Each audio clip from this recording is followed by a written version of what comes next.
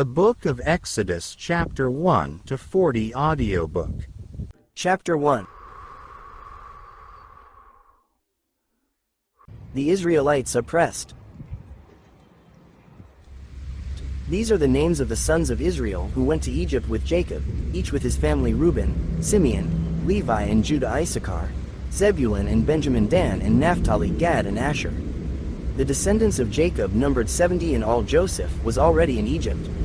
Now Joseph and all his brothers and all that generation died, but the Israelites were exceedingly fruitful. They multiplied greatly, increased in numbers, and became so numerous that the land was filled with them. Then a new king, to whom Joseph meant nothing, came to power in Egypt. Look, he said to his people, the Israelites have become far too numerous for us.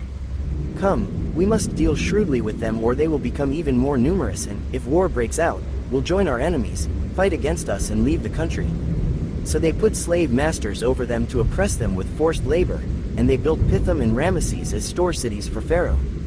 But the more they were oppressed, the more they multiplied and spread, so the Egyptians came to dread the Israelites and worked them ruthlessly. They made their lives bitter with harsh labor in brick and mortar and with all kinds of work in the fields. In all their harsh labor the Egyptians worked them ruthlessly. The king of Egypt said to the Hebrew midwives, whose names were Shiphrah and Puah, when you are helping the Hebrew women during childbirth on the delivery stool, if you see that the baby is a boy, kill him, but if it is a girl, let her live. The midwives, however, feared God and did not do what the king of Egypt had told them to do. They let the boys live. Then the king of Egypt summoned the midwives and asked them, why have you done this? Why have you let the boys live? The midwives answered Pharaoh, Hebrew women are not like Egyptian women, they are vigorous and give birth before the midwives arrive. So God was kind to the midwives, and the people increased and became even more numerous. And because the midwives feared God, he gave them families of their own. Then Pharaoh gave this order to all his people, every Hebrew boy that is born you must throw into the Nile, but let every girl live. Chapter 2. The birth of Moses. Now a man of the tribe of Levi married a Levite woman, and she became pregnant and gave birth to a son.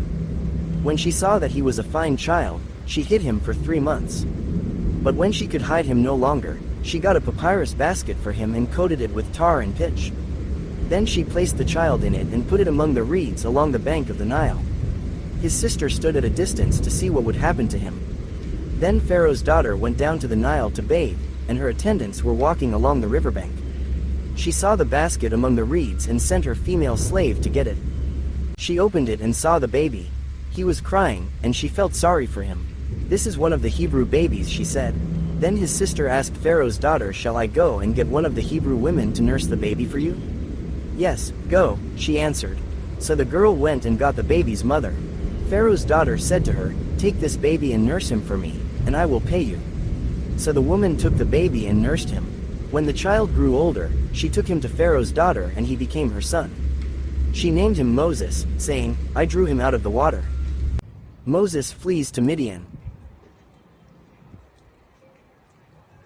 One day, after Moses had grown up, he went out to where his own people were and watched them at their hard labor.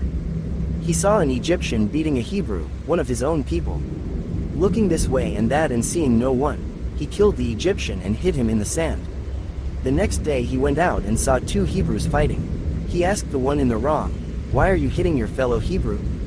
The man said, who made you ruler and judge over us? Are you thinking of killing me as you killed the Egyptian? Then Moses was afraid and thought, what I did must have become known. When Pharaoh heard of this, he tried to kill Moses, but Moses fled from Pharaoh and went to live in Midian, where he sat down by a well. Now a priest of Midian had 7 daughters, and they came to draw water and fill the troughs to water their father's flock. Some shepherds came along and drove them away, but Moses got up and came to their rescue and watered their flock. When the girls returned to rule their father, he asked them, why have you returned so early today? They answered, an Egyptian rescued us from the shepherds. He even drew water for us and watered the flock. And where is he? Reuel asked his daughters, why did you leave him? Invite him to have something to eat. Moses agreed to stay with the man, who gave his daughter Zipporah to Moses in marriage. Zipporah gave birth to a son, and Moses named him Gershom, saying, I have become a foreigner in a foreign land. During that long period, the king of Egypt died. The Israelites groaned in their slavery and cried out, and their cry for help because of their slavery went up to God. God heard their groaning, and he remembered his covenant with Abraham, with Isaac, and with Jacob. So God looked on the Israelites and was concerned about them. Chapter 3. Moses and the burning bush. Now Moses was tending the flock of Jethro his father-in-law, the priest of Midian, and he led the flock to the far side of the wilderness and came to Horeb, the mountain of God. There the angel of the Lord appeared to him in flames of fire from within a bush. Moses saw that though the bush was on fire, it did not burn up. So Moses thought, I will go over and see this strange sight, why the bush does not burn up. When the Lord saw that he had gone over to look, God called to him from within the bush, Moses. Moses. And Moses said, Here I am. Do not come any closer, God said. Take off your sandals, for the place where you are standing is holy ground. Then he said, I am the God of your father, the God of Abraham, the God of Isaac, and the God of Jacob. At this, Moses hid his face, because he was afraid to look at God. The Lord said, I have indeed seen the misery of my people in Egypt. I have heard them crying out because of their slave drivers, and I am concerned about their suffering. So I have come down to rescue them from the hand of the Egyptians and to bring them up out of that land into a good and spacious land, a land flowing with milk and honey, the home of the Canaanites, Hittites, Amorites, Perizzites, Hivites, and Jebusites. And now the cry of the Israelites has reached me, and I have seen the way the Egyptians are oppressing them. So now, go, I am sending you to Pharaoh to bring my people the Israelites out of Egypt. But Moses said to God, Who am I that I should go to Pharaoh and bring the Israelites out of Egypt? And God said, I will be with you. And this will be the sign to you that it is I who have sent you. When you have brought the people out of Egypt, you will worship God on this mountain. Moses said to God, Suppose I go to the Israelites and say to them, The God of your fathers has sent me to you, and they ask me, What is his name? Then what shall I tell them? God said to Moses, I am who I am. This is what you are to say to the Israelites, I am has sent me to you.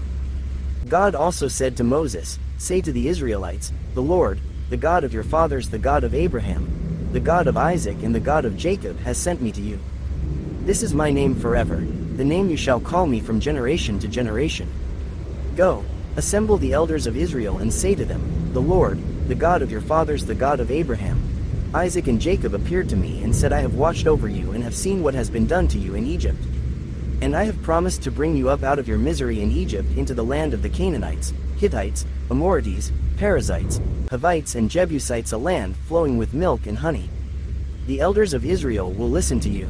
Then you and the elders are to go to the king of Egypt and say to him, The Lord, the God of the Hebrews, has met with us. Let us take a 3-day journey into the wilderness to offer sacrifices to the Lord our God. But I know that the king of Egypt will not let you go unless a mighty hand compels him. So I will stretch out my hand and strike the Egyptians with all the wonders that I will perform among them. After that, he will let you go. And I will make the Egyptians favorably disposed toward this people, so that when you leave you will not go empty-handed. Every woman is to ask her neighbor and any woman living in her house for articles of silver and gold and for clothing, which you will put on your sons and daughters. And so you will plunder the Egyptians. Chapter 4. Signs for Moses. Moses answered, What if they do not believe me or listen to me and say, The Lord did not appear to you? Then the Lord said to him, What is that in your hand? A staff, he replied. The Lord said, Throw it on the ground. Moses threw it on the ground, and it became a snake, and he ran from it. Then the Lord said to him, Reach out your hand and take it by the tail. So Moses reached out and took hold of the snake, and it turned back into a staff in his hand. This, said the Lord, is so that they may believe that the Lord, the God of their fathers, the God of Abraham, the God of Isaac, and the God of Jacob, has appeared to you. Then the Lord said, Put your hand inside your cloak. So Moses put his hand into his cloak, and when he took it out, the skin was leprous, it had become as white as snow. Now put it back into your cloak, he said. So Moses put his hand back into his cloak, and when he took it out, it was restored, like the rest of his flesh. Then the Lord said, If they do not believe you or pay attention to the first sign, they may believe the second. But if they do not believe these 2 signs or listen to you, take some water from the Nile and pour it on the dry ground. The water you take from the river will become blood on the ground. Moses said to the Lord, Pardon your servant, Lord. I have never been eloquent, neither in the past nor since you have spoken to your servant. I am slow of speech and tongue. The Lord said to him, Who gave human beings their mouths? Who makes them deaf or mute? Who gives them sight or makes them blind? Is it not I, the Lord? Now go, I will help you speak and will teach you what to say. But Moses said, Pardon your servant, Lord. Please send someone else. Then the Lord's anger burned against Moses and he said, What about your brother, Aaron the Levite? I know he can speak well. He is already on his way to meet you, and he will be glad to see you. You shall speak to him and put words in his mouth. I will help both of you speak and will teach you what to do. He will speak to the people for you, and it will be as if you were your mouth and as if you were God to him. But take this staff in your hand so you can perform the signs with it. Moses returns to Egypt. Then Moses went back to Jethro his father-in-law and said to him, Let me return to my own people in Egypt to see if any of them are still alive. Jethro said, Go, and I wish you well. Now the Lord had said to Moses in Midian, Go back to Egypt, for all those who wanted to kill you are dead. So Moses took his wife and sons, put them on a donkey and started back to Egypt. And he took the staff of God in his hand. The Lord said to Moses, When you return to Egypt, see that you perform before Pharaoh all the wonders I have given you the power to do. But I will harden his heart so that he will not let the people go. Then say to Pharaoh, This is what the Lord says, Israel is my firstborn son, and I told you, Let my son go, so he may worship me. But you refused to let him go, so I will kill your firstborn son. At a lodging place on the way, the Lord met Moses and was about to kill him. But Zipporah took a flint knife, cut off her son's foreskin and touched Moses' feet with it. Surely you are a bridegroom of blood to me, she said. So the Lord let him alone. At that time she said bridegroom of blood, referring to circumcision. The Lord said to Aaron, Go into the wilderness to meet Moses. So he met Moses at the mountain of God and kissed him. Then Moses told Aaron everything the Lord had sent him to say, and also about all the signs he had commanded him to perform. Moses and Aaron brought together all the elders of the Israelites, and Aaron told them everything the Lord had said to Moses. He also performed the signs before the people, and they believed. And when they heard that the Lord was concerned about them and had seen their misery, they bowed down and worshipped. Chapter 5. Bricks without straw. Afterward Moses and Aaron went to Pharaoh and said, This is what the Lord, the God of Israel, says, Let my people go, so that they may hold a festival to me in the wilderness. Pharaoh said, Who is the Lord, that I should obey him and let Israel go? I do not know the Lord, and I will not let Israel go. Then they said, The God of the Hebrews has met with us. Now let us take a 3-day journey into the wilderness to offer sacrifices to the Lord our God, or he may strike us with plagues or with the sword. But the king of Egypt said, Moses and Aaron, why are you taking the people away from their labor? Get back to your work. Then Pharaoh said, Look, the people of the land are now numerous, and you are stopping them from working. That same day Pharaoh gave this order to the slave drivers and overseers in charge of the people, You are no longer to supply the people with straw for making bricks, let them go and gather their own straw. But require them to make the same number of bricks as before, don't reduce the quota. They are lazy, that is why they are crying out, Let us go and sacrifice to our God. Make the work harder for the people so that they keep working and pay no attention to lies. Then the slave drivers and the overseers went out and said to the people, This is what Pharaoh says, I will not give you any more straw. Go and get your own straw wherever you can find it, but your work will not be reduced at all. So the people scattered all over Egypt to gather stubble to use for straw. The slave drivers kept pressing them, saying, Complete the work required of you for each day, just as when you had straw. And Pharaoh's slave drivers beat the Israelite overseers they had appointed, demanding, Why haven't you met your quota of bricks yesterday or today, as before? Then the Israelite overseers went and appealed to Pharaoh, Why have you treated your servants this way? Your servants are given no straw, yet we are told, Make bricks. Your servants are being beaten, but the fault is with your own people. Pharaoh said, Lazy, that's what you are, lazy. That is why you keep saying, Let us go and sacrifice to the Lord. Now get to work. You will not be given any straw, yet you must produce your full quota of bricks. The Israelite overseers realized they were in trouble when they were told, You are not to reduce the number of bricks required of you for each day. When they left Pharaoh, they found Moses and Aaron waiting to meet them, and they said, May the Lord look on you and judge you. You have made us obnoxious to Pharaoh and his officials and have put a sword in their hand to kill us.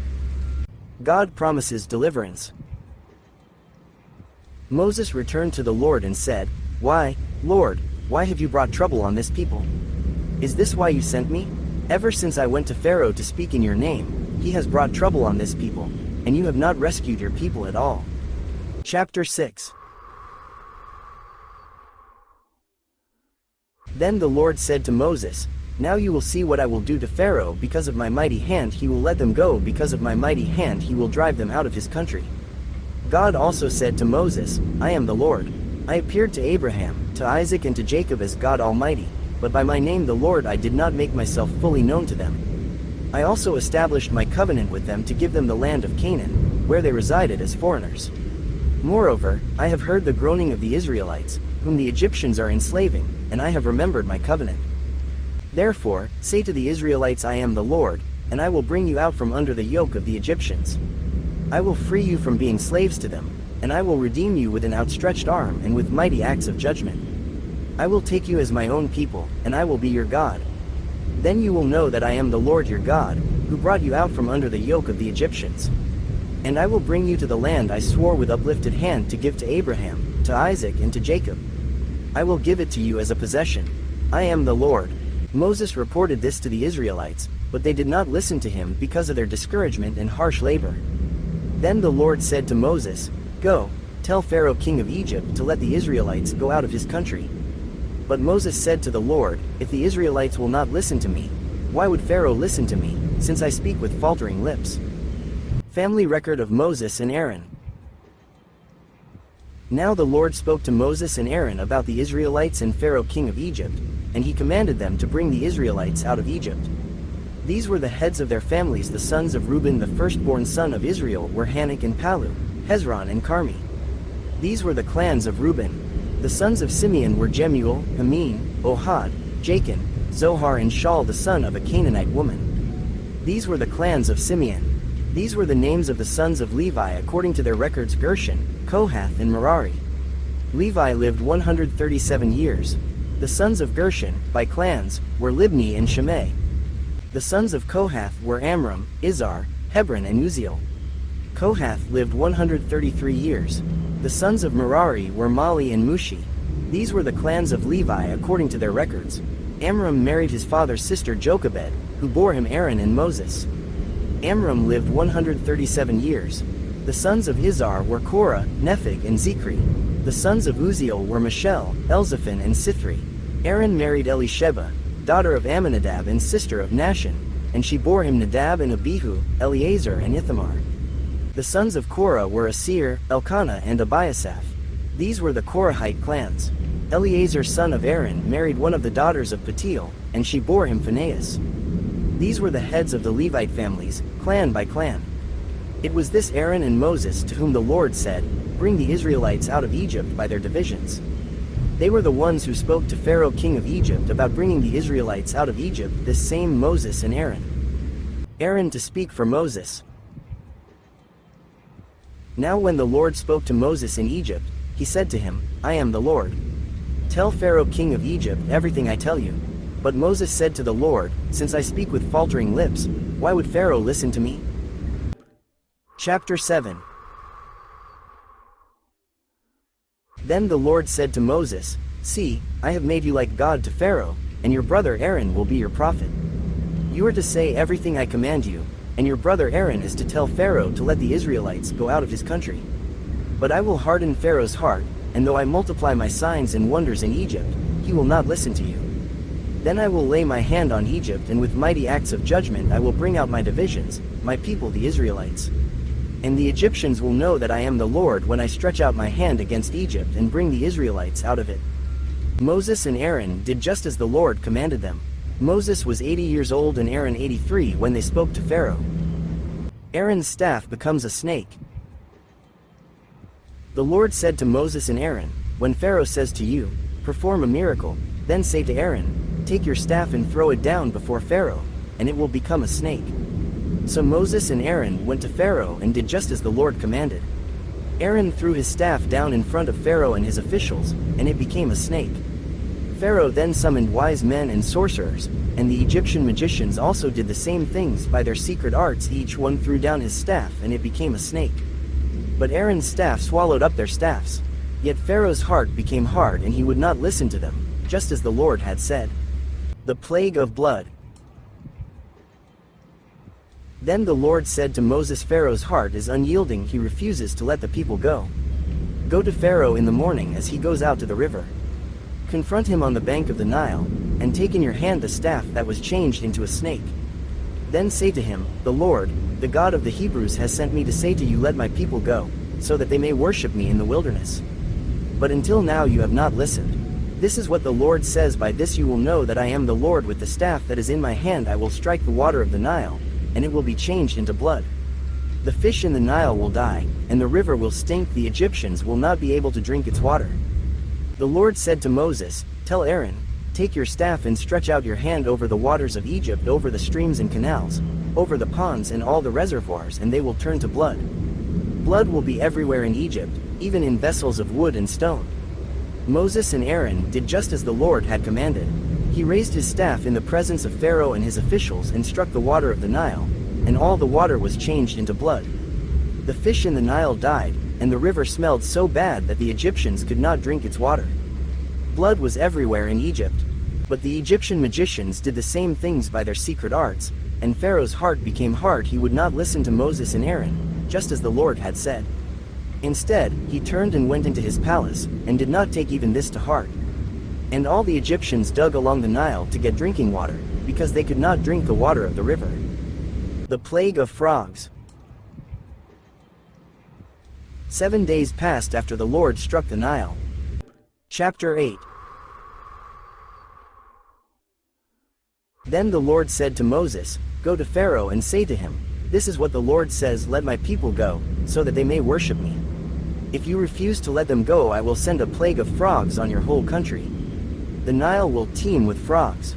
They will come up into your palace and your bedroom and onto your bed, into the houses of your officials and on your people, and into your ovens and kneading troughs. The frogs will come up on you and your people and all your officials. Then the Lord said to Moses, tell Aaron, stretch out your hand with your staff over the streams and canals and ponds and make frogs come up on the land of Egypt. So Aaron stretched out his hand over the waters of Egypt, and the frogs came up and covered the land. But the magicians did the same things by their secret arts, they also made frogs come up on the land of Egypt. Pharaoh summoned Moses and Aaron and said, pray to the Lord to take the frogs away from me and my people, and I will let your people go to offer sacrifices to the Lord. Moses said to Pharaoh, I leave to you the honor of setting the time for me to pray for you and your officials and your people, that you and your houses may be rid of the frogs, except for those that remain in the Nile. Tomorrow, Pharaoh said. Moses replied, it will be as you say, so that you may know there is no one like the Lord our God.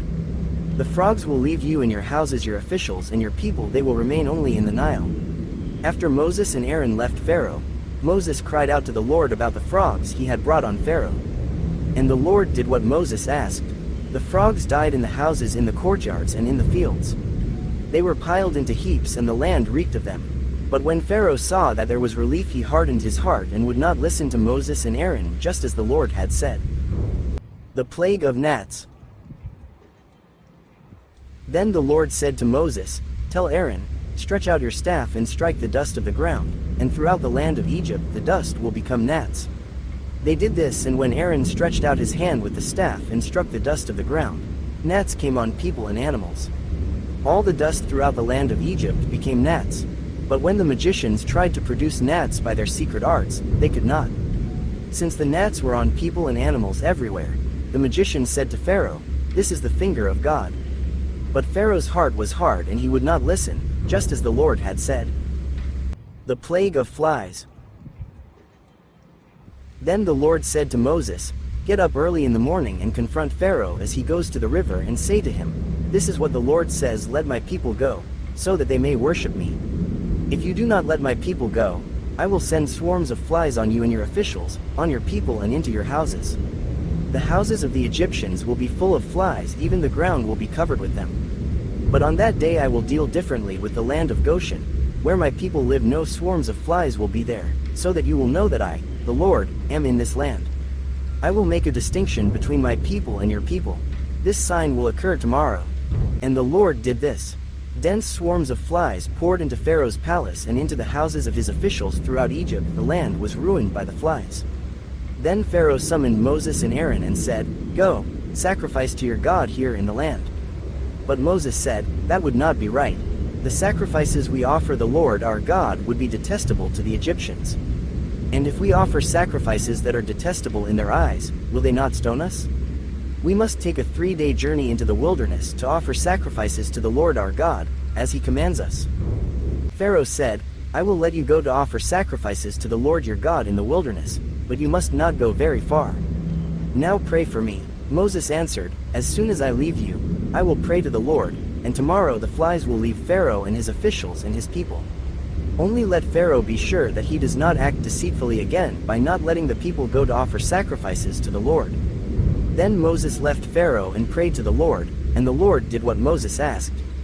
The flies left Pharaoh and his officials and his people, not a fly remained. But this time also Pharaoh hardened his heart and would not let the people go. Chapter 9. The plague on livestock. Then the Lord said to Moses, "Go to Pharaoh and say to him, 'This is what the Lord, the God of the Hebrews, says: Let my people go, so that they may worship me. If you refuse to let them go and continue to hold them back, the hand of the Lord will bring a terrible plague on your livestock in the field, on your horses, donkeys and camels, and on your cattle, sheep and goats. But the Lord will make a distinction between the livestock of Israel and that of Egypt, so that no animal belonging to the Israelites will die." The Lord set a time and said, "Tomorrow the Lord will do this in the land." And the next day the Lord did it. All the livestock of the Egyptians died, but not one animal belonging to the Israelites died. Pharaoh investigated and found that not even one of the animals of the Israelites had died. Yet his heart was unyielding and he would not let the people go. The plague of boils. Then the Lord said to Moses and Aaron, "Take handfuls of soot from a furnace and have Moses toss it into the air in the presence of Pharaoh. It will become fine dust over the whole land of Egypt, and festering boils will break out on people and animals throughout the land." So they took soot from a furnace and stood before Pharaoh. Moses tossed it into the air, and festering boils broke out on people and animals. The magicians could not stand before Moses because of the boils that were on them and on all the Egyptians. But the Lord hardened Pharaoh's heart, and he would not listen to Moses and Aaron, just as the Lord had said to Moses. The plague of hail. Then the Lord said to Moses, "Get up early in the morning, confront Pharaoh and say to him, 'This is what the Lord, the God of the Hebrews, says: Let my people go, so that they may worship me, or this time I will send the full force of my plagues against you and against your officials and your people, so you may know that there is no one like me in all the earth. For by now I could have stretched out my hand and struck you and your people with a plague that would have wiped you off the earth. But I have raised you up for this very purpose, that I might show you my power and that my name might be proclaimed in all the earth. You still set yourself against my people and will not let them go. Therefore, at this time tomorrow I will send the worst hailstorm that has ever fallen on Egypt, from the day it was founded till now. Give an order now to bring your livestock and everything you have in the field to a place of shelter, because the hail will fall on every person and animal that has not been brought in and is still out in the field, and they will die." Those officials of Pharaoh who feared the word of the Lord hurried to bring their slaves and their livestock inside. But those who ignored the word of the Lord left their slaves and livestock in the field. Then the Lord said to Moses, "Stretch out your hand toward the sky so that hail will fall all over Egypt, on people and animals and on everything growing in the fields of Egypt." When Moses stretched out his staff toward the sky, the Lord sent thunder and hail, and lightning flashed down to the ground. So the Lord rained hail on the land of Egypt. Hail fell and lightning flashed back and forth. It was the worst storm in all the land of Egypt since it had become a nation. Throughout Egypt hail struck everything in the fields, both people and animals. It beat down everything growing in the fields and stripped every tree. The only place it did not hail was the land of Goshen, where the Israelites were. Then Pharaoh summoned Moses and Aaron. "This time I have sinned," he said to them. "The Lord is in the right, and I and my people are in the wrong. Pray to the Lord, for we have had enough thunder and hail. I will let you go. You don't have to stay any longer." Moses replied, "When I have gone out of the city, I will spread out my hands in prayer to the Lord. The thunder will stop and there will be no more hail, so you may know that the earth is the Lord's." But I know that you and your officials still do not fear the Lord God. The flax and barley were destroyed, since the barley had headed and the flax was in bloom. The wheat and spelt, however, were not destroyed, because they ripened later. Then Moses left Pharaoh and went out of the city. He spread out his hands toward the Lord. The thunder and hail stopped and the rain no longer poured down on the land. When Pharaoh saw that the rain and hail and thunder had stopped, he sinned again. He and his officials hardened their hearts. So Pharaoh's heart was hard and he would not let the Israelites go, just as the Lord had said through Moses. Chapter 10. The Plague of Locusts. Then the Lord said to Moses, "Go to Pharaoh, for I have hardened his heart and the hearts of his officials, so that I may perform these signs of mine among them, that you may tell your children and grandchildren how I dealt harshly with the Egyptians and how I performed my signs among them, and that you may know that I am the Lord." So Moses and Aaron went to Pharaoh and said to him, "This is what the Lord, the God of the Hebrews, says, how long will you refuse to humble yourself before me? Let my people go, so that they may worship me. If you refuse to let them go, I will bring locusts into your country tomorrow. They will cover the face of the ground so that it cannot be seen. They will devour what little you have left after the hail, including every tree that is growing in your fields.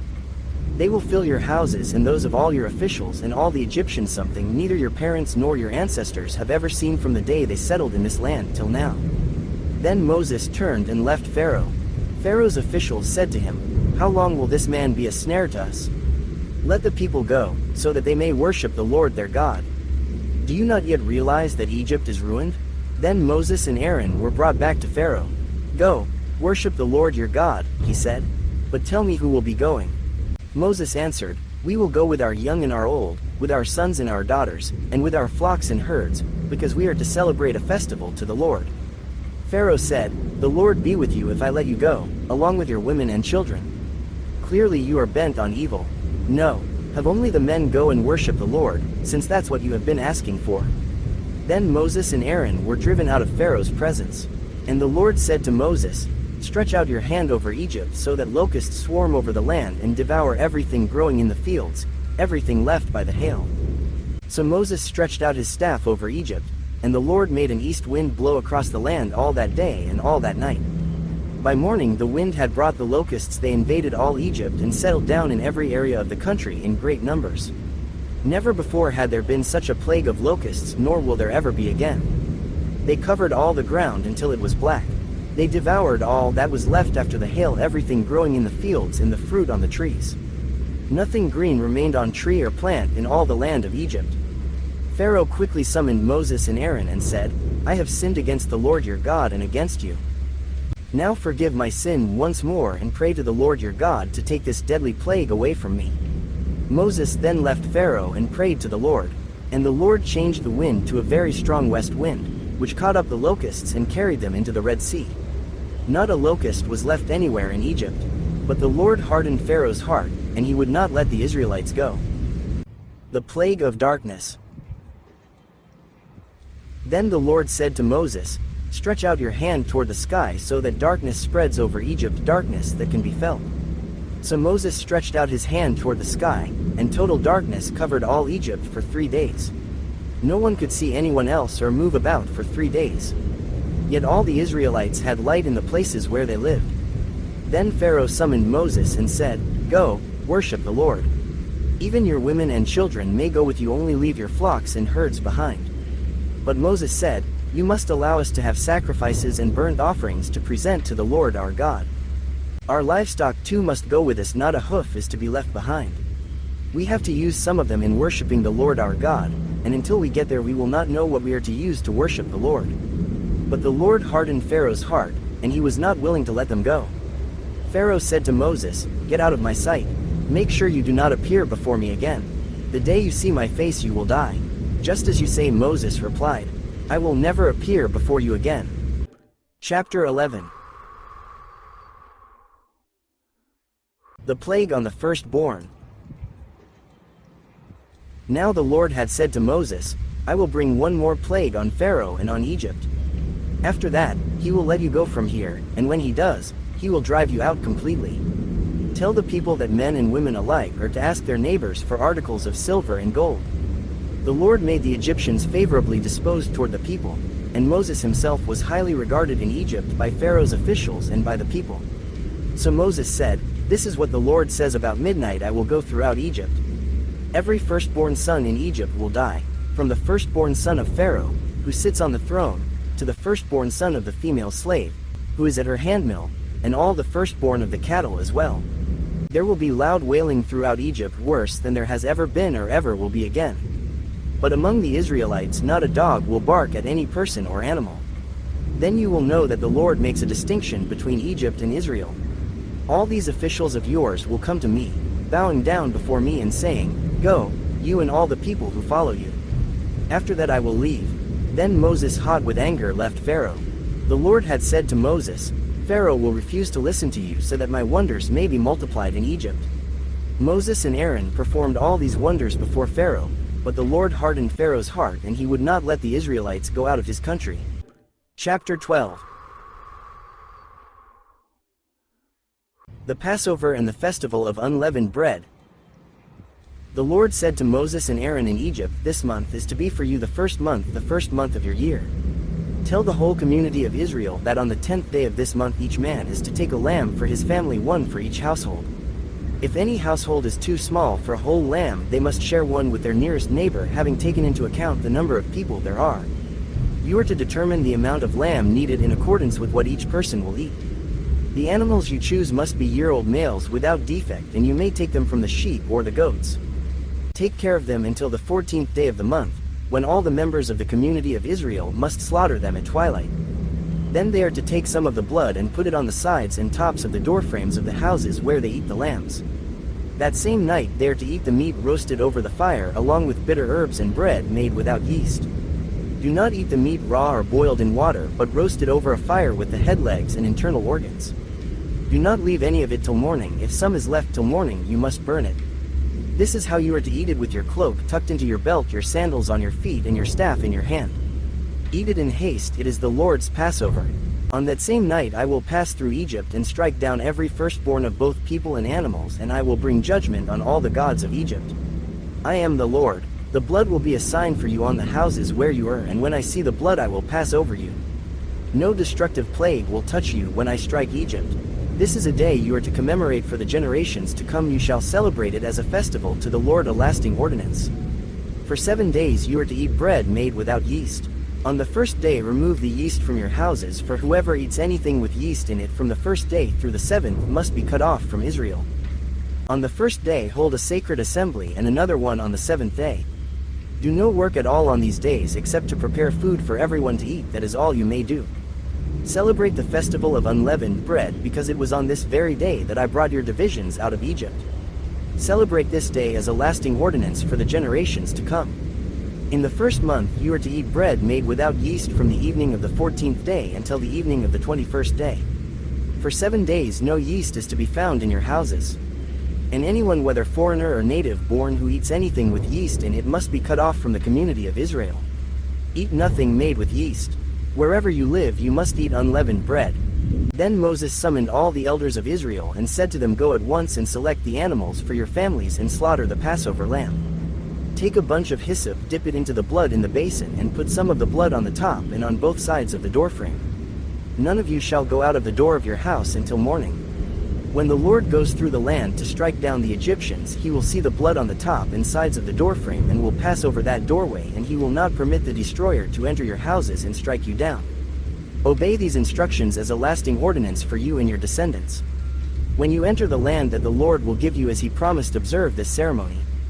And when your children ask you, what does this ceremony mean to you, then tell them it is the Passover sacrifice to the Lord, who passed over the houses of the Israelites in Egypt and spared our homes when he struck down the Egyptians." Then the people bowed down and worshipped. The Israelites did just what the Lord commanded Moses and Aaron. At midnight the Lord struck down all the firstborn in Egypt, from the firstborn of Pharaoh who sat on the throne to the firstborn of the prisoner who was in the dungeon, and the firstborn of all the livestock as well. Pharaoh and all his officials and all the Egyptians got up during the night, and there was loud wailing in Egypt, for there was not a house without someone dead. The Exodus.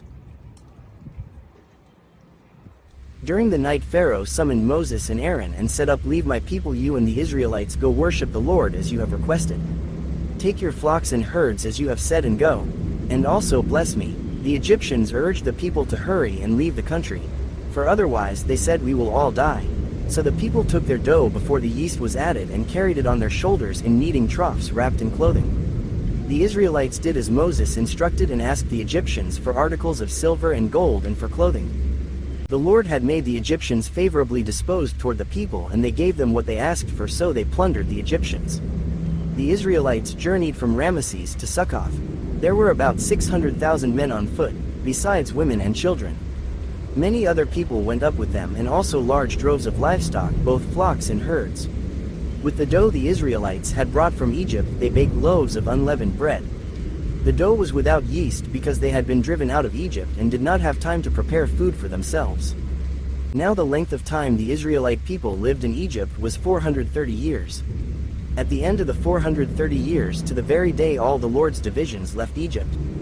Because the Lord kept vigil that night to bring them out of Egypt, on this night all the Israelites are to keep vigil to honor the Lord for the generations to come. Passover restrictions. The Lord said to Moses and Aaron, "These are the regulations for the Passover meal. No foreigner may eat it. Any slave you have bought may eat it after you have circumcised him, but a temporary resident or a hired worker may not eat it. It must be eaten inside the house. Take none of the meat outside the house. Do not break any of the bones. The whole community of Israel must celebrate it. A foreigner residing among you who wants to celebrate the Lord's Passover must have all the males in his household circumcised, then he may take part like one born in the land. No uncircumcised male may eat it. The same law applies both to the native born and to the foreigner residing among you." All the Israelites did just what the Lord had commanded Moses and Aaron. And on that very day the Lord brought the Israelites out of Egypt by their divisions. Chapter 13. Consecration of the Firstborn. The Lord said to Moses, "Consecrate to me every firstborn male. The first offspring of every womb among the Israelites belongs to me, whether human or animal." Then Moses said to the people, "Commemorate this day, the day you came out of Egypt, out of the land of slavery, because the Lord brought you out of it with a mighty hand.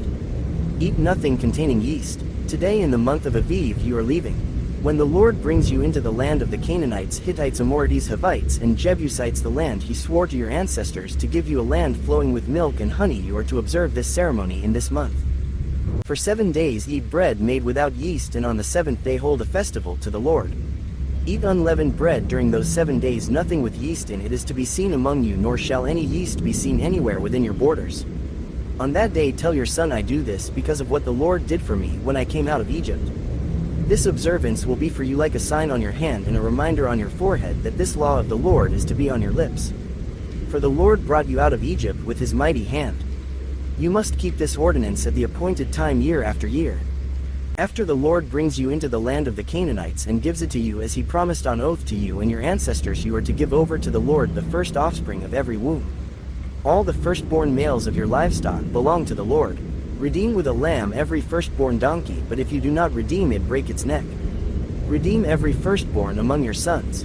In days to come, when your son asks you, what does this mean, say to him, with a mighty hand the Lord brought us out of Egypt, out of the land of slavery.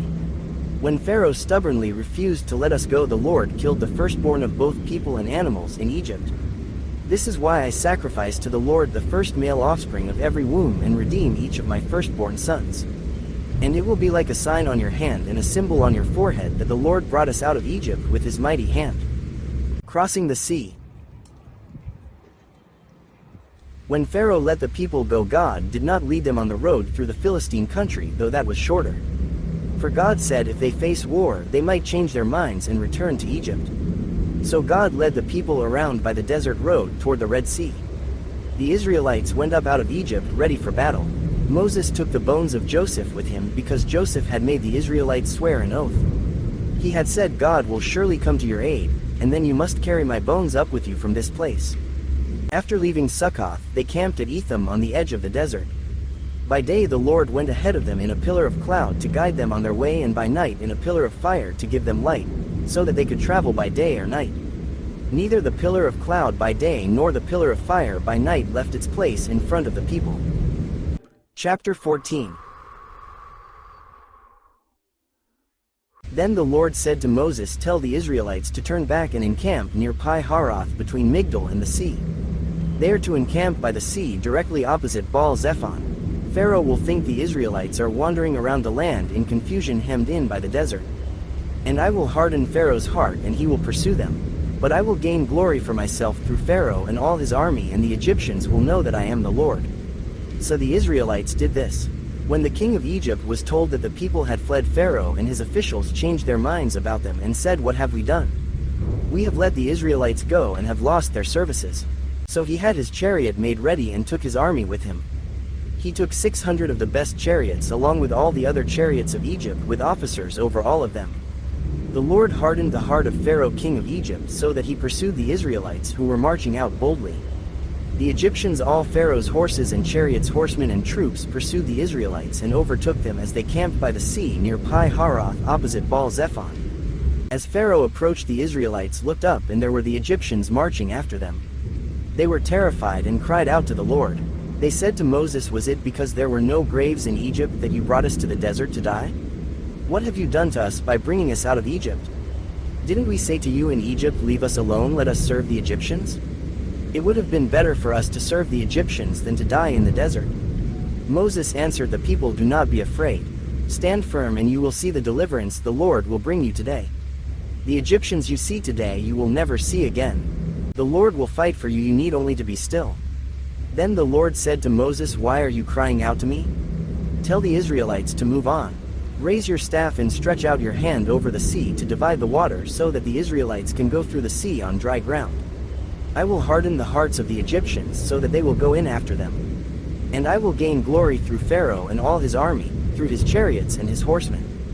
The Egyptians will know that I am the Lord when I gain glory through Pharaoh, his chariots and his horsemen." Then the angel of God, who had been traveling in front of Israel's army, withdrew and went behind them. The pillar of cloud also moved from in front and stood behind them, coming between the armies of Egypt and Israel. Throughout the night the cloud brought darkness to the one side and light to the other side, so neither went near the other all night long. Then Moses stretched out his hand over the sea, and all that night the Lord drove the sea back with a strong east wind and turned it into dry land. The waters were divided, and the Israelites went through the sea on dry ground with a wall of water on their right and on their left.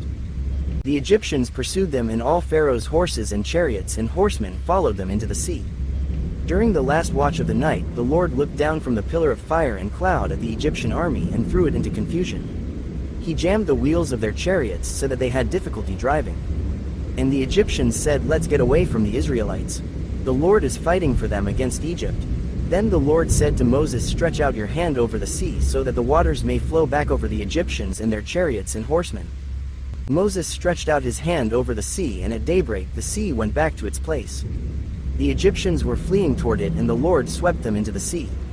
The water flowed back and covered the chariots and horsemen, the entire army of Pharaoh that had followed the Israelites into the sea. Not one of them survived, but the Israelites went through the sea on dry ground with a wall of water on their right and on their left. That day the Lord saved Israel from the hands of the Egyptians, and Israel saw the Egyptians lying dead on the shore. And when the Israelites saw the mighty hand of the Lord displayed against the Egyptians, the people feared the Lord and put their trust in him and in Moses his servant. Chapter 15. The Song of Moses and Miriam. Then Moses and the Israelites sang this song to the Lord: "I will sing to the Lord, for he is highly exalted. Both horse and driver he has hurled into the sea. The Lord is my strength and my defense, he has become my salvation. He is my God, and I will praise him, my father's God, and I will exalt him. The Lord is a warrior, the Lord is his name. Pharaoh's chariots and his army he has hurled into the sea.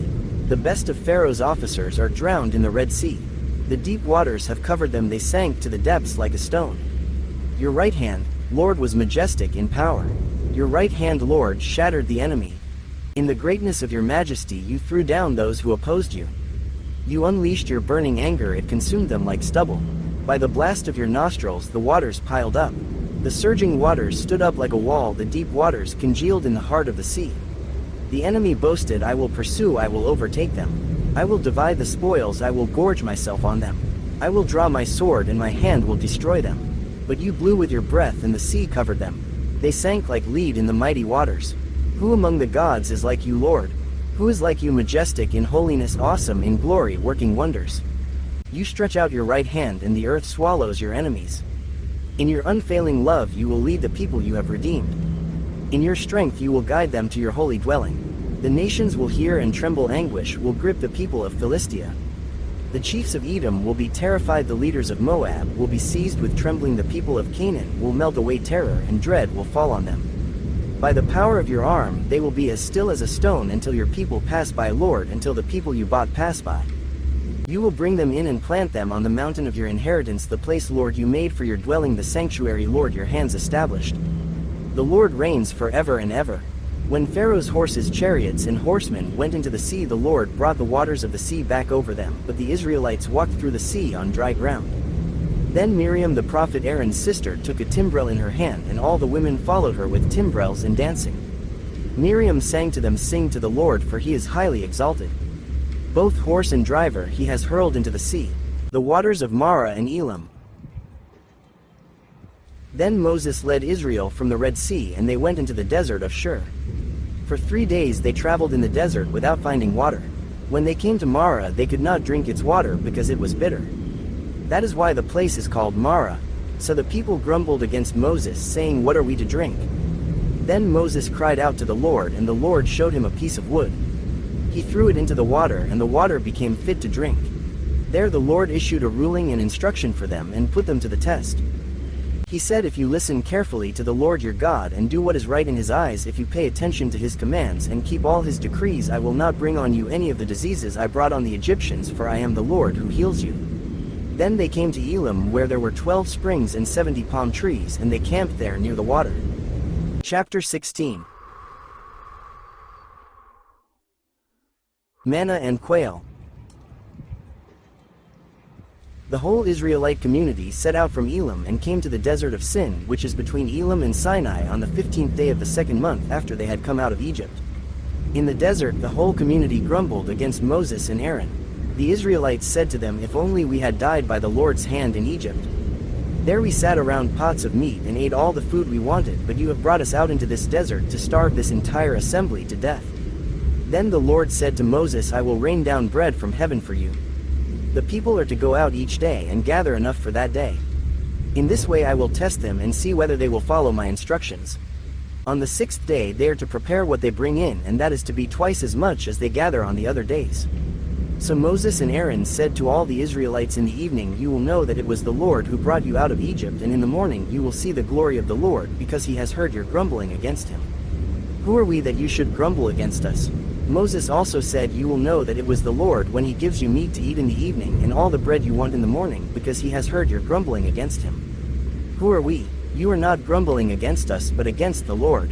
Then Moses told Aaron, say to the entire Israelite community, come before the Lord, for he has heard your grumbling. While Aaron was speaking to the whole Israelite community, they looked toward the desert, and there was the glory of the Lord appearing in the cloud. The Lord said to Moses, I have heard the grumbling of the Israelites. Tell them at twilight you will eat meat, and in the morning you will be filled with bread. Then you will know that I am the Lord your God. That evening quail came and covered the camp, and in the morning there was a layer of dew around the camp. When the dew was gone, thin flakes like frost on the ground appeared on the desert floor. When the Israelites saw it, they said to each other, what is it? For they did not know what it was. Moses said to them, it is the bread the Lord has given you to eat. This is what the Lord has commanded everyone is to gather as much as they need. Take an omer for each person you have in your tent.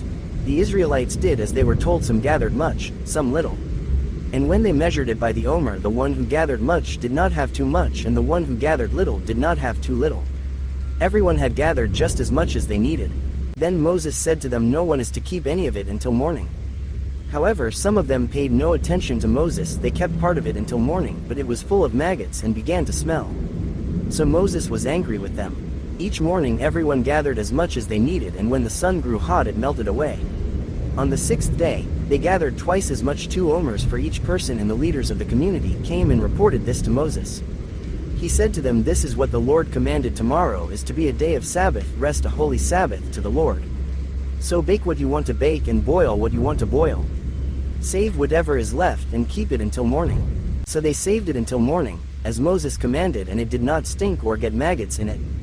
Eat it today, Moses said, because today is a Sabbath to the Lord. You will not find any of it on the ground today. 6 days you are to gather it, but on the 7th day, the Sabbath, there will not be any.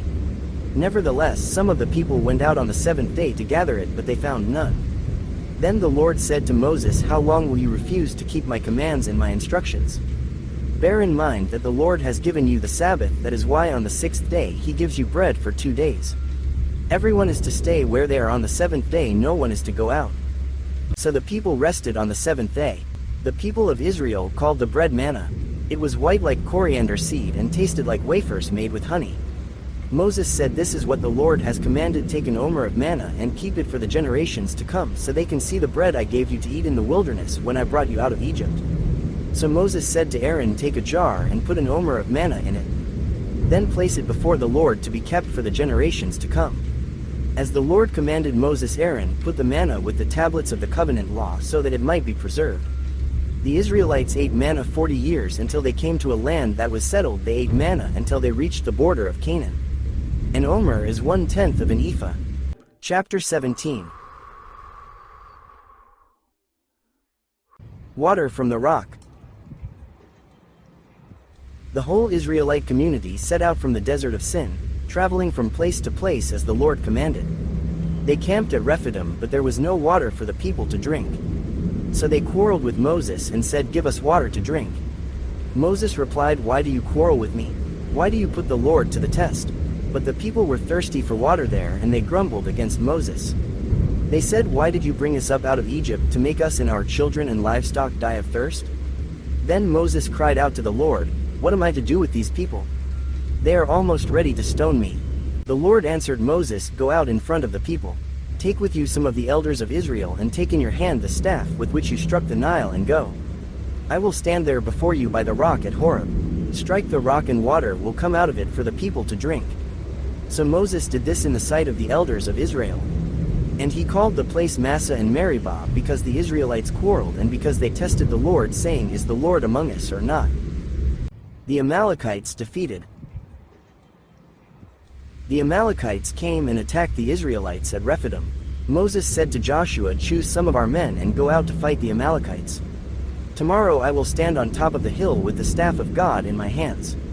So Joshua fought the Amalekites as Moses had ordered, and Moses, Aaron, and Hur went to the top of the hill. As long as Moses held up his hands, the Israelites were winning, but whenever he lowered his hands, the Amalekites were winning. When Moses' hands grew tired, they took a stone and put it under him, and he sat on it. Aaron and Hur held his hands up, one on one side, one on the other, so that his hands remained steady till sunset. So Joshua overcame the Amalekite army with the sword.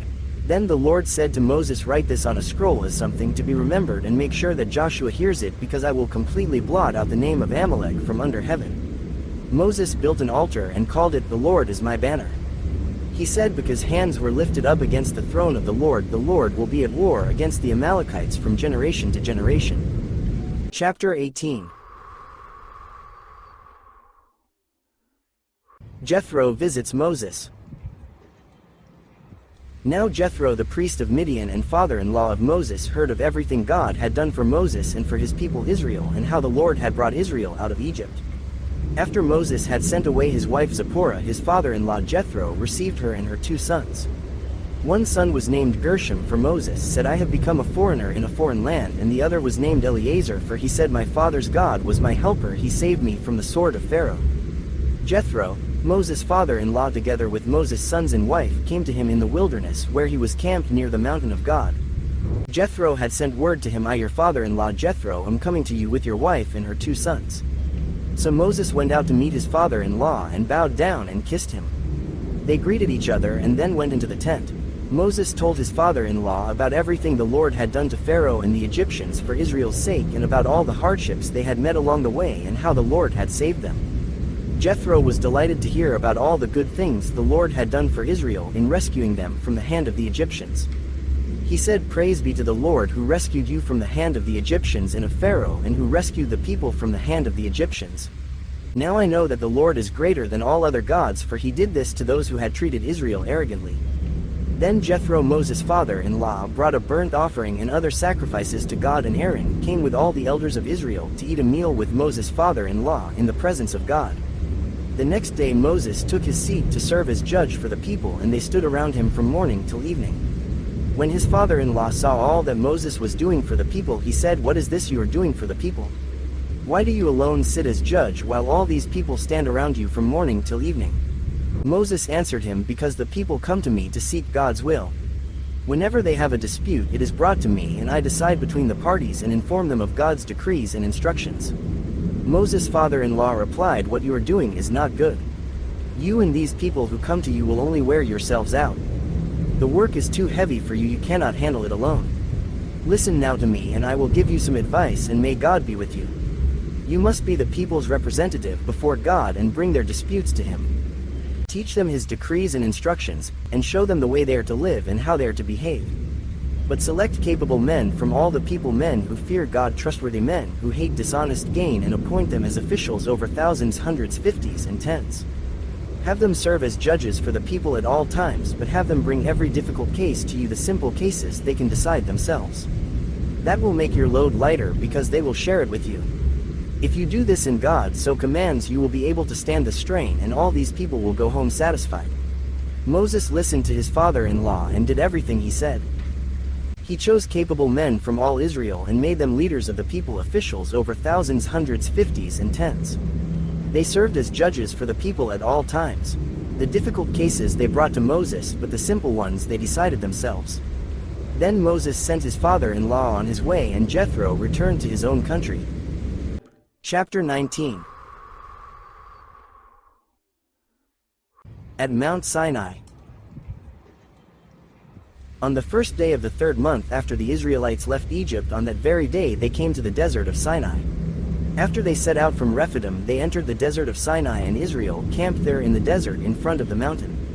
Then Moses went up to God, and the Lord called to him from the mountain and said, "This is what you are to say to the descendants of Jacob, and what you are to tell the people of Israel. You yourselves have seen what I did to Egypt, and how I carried you on eagle's wings and brought you to myself. Now if you obey me fully and keep my covenant, then out of all nations you will be my treasured possession. Although the whole earth is mine, you will be for me a kingdom of priests and a holy nation. These are the words you are to speak to the Israelites." So Moses went back and summoned the elders of the people and said before them all the words the Lord had commanded him to speak. The people all responded together, "We will do everything the Lord has said." So Moses brought their answer back to the Lord. The Lord said to Moses, "I am going to come to you in a dense cloud, so that the people will hear me speaking with you and will always put their trust in you." Then Moses told the Lord what the people had said. And the Lord said to Moses, "Go to the people and consecrate them today and tomorrow. Have them wash their clothes and be ready by the third day, because on that day the Lord will come down on Mount Sinai in the sight of all the people. Put limits for the people around the mountain, and tell them, be careful that you do not approach the mountain or touch the foot of it. Whoever touches the mountain is to be put to death.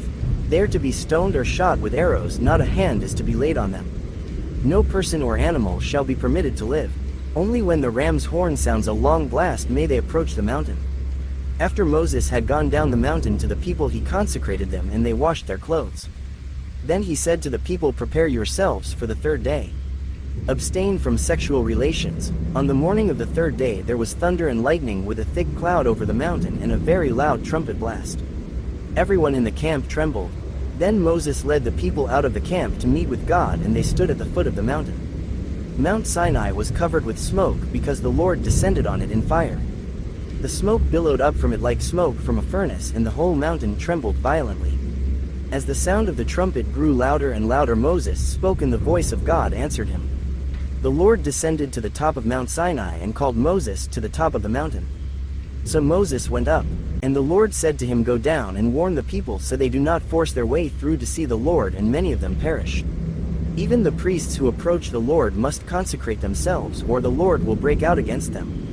Moses said to the Lord, "The people cannot come up Mount Sinai, because you yourself warned us, put limits around the mountain and set it apart as holy." The Lord replied, "Go down and bring Aaron up with you. But the priests and the people must not force their way through to come up to the Lord, or he will break out against them." So Moses went down to the people and told them. Chapter 20. The Ten Commandments. And God spoke all these words, "I am the Lord your God, who brought you out of Egypt, out of the land of slavery. You shall have no other gods before me. You shall not make for yourself an image in the form of anything in heaven above or on the earth beneath or in the waters below. You shall not bow down to them or worship them, for I the Lord your God am a jealous God, punishing the children for the sin of the parents to the third and fourth generation of those who hate me, but showing love to 1,000 generations of those who love me and keep my commandments. You shall not misuse the name of the Lord your God, for the Lord will not hold anyone guiltless who misuses his name. Remember the Sabbath day by keeping it holy. 6 days you shall labor and do all your work, but the seventh day is a Sabbath to the Lord your God. On it you shall not do any work, neither you nor your son or daughter, nor your male or female servant, nor your animals, nor any foreigner residing in your towns. For in 6 days the Lord made the heavens and the earth, the sea, and all that is in them, but he rested on the seventh day. Therefore the Lord blessed the Sabbath day and made it holy. Honor your father and your mother, so that you may live long in the land the Lord your God is giving you. You shall not murder. You shall not commit adultery. You shall not steal. You shall not give false testimony against your neighbor. You shall not covet your neighbor's house. You shall not covet your neighbor's wife or his male or female servant, his ox or donkey, or anything that belongs to your neighbor. When the people saw the thunder and lightning and heard the trumpet and saw the mountain in smoke, they trembled with fear. They stayed at a distance and said to Moses, "Speak to us yourself, and we will listen. But do not have God speak to us, or we will die." Moses said to the people, "Do not be afraid. God has come to test you, so that the fear of God will be with you to keep you from sinning."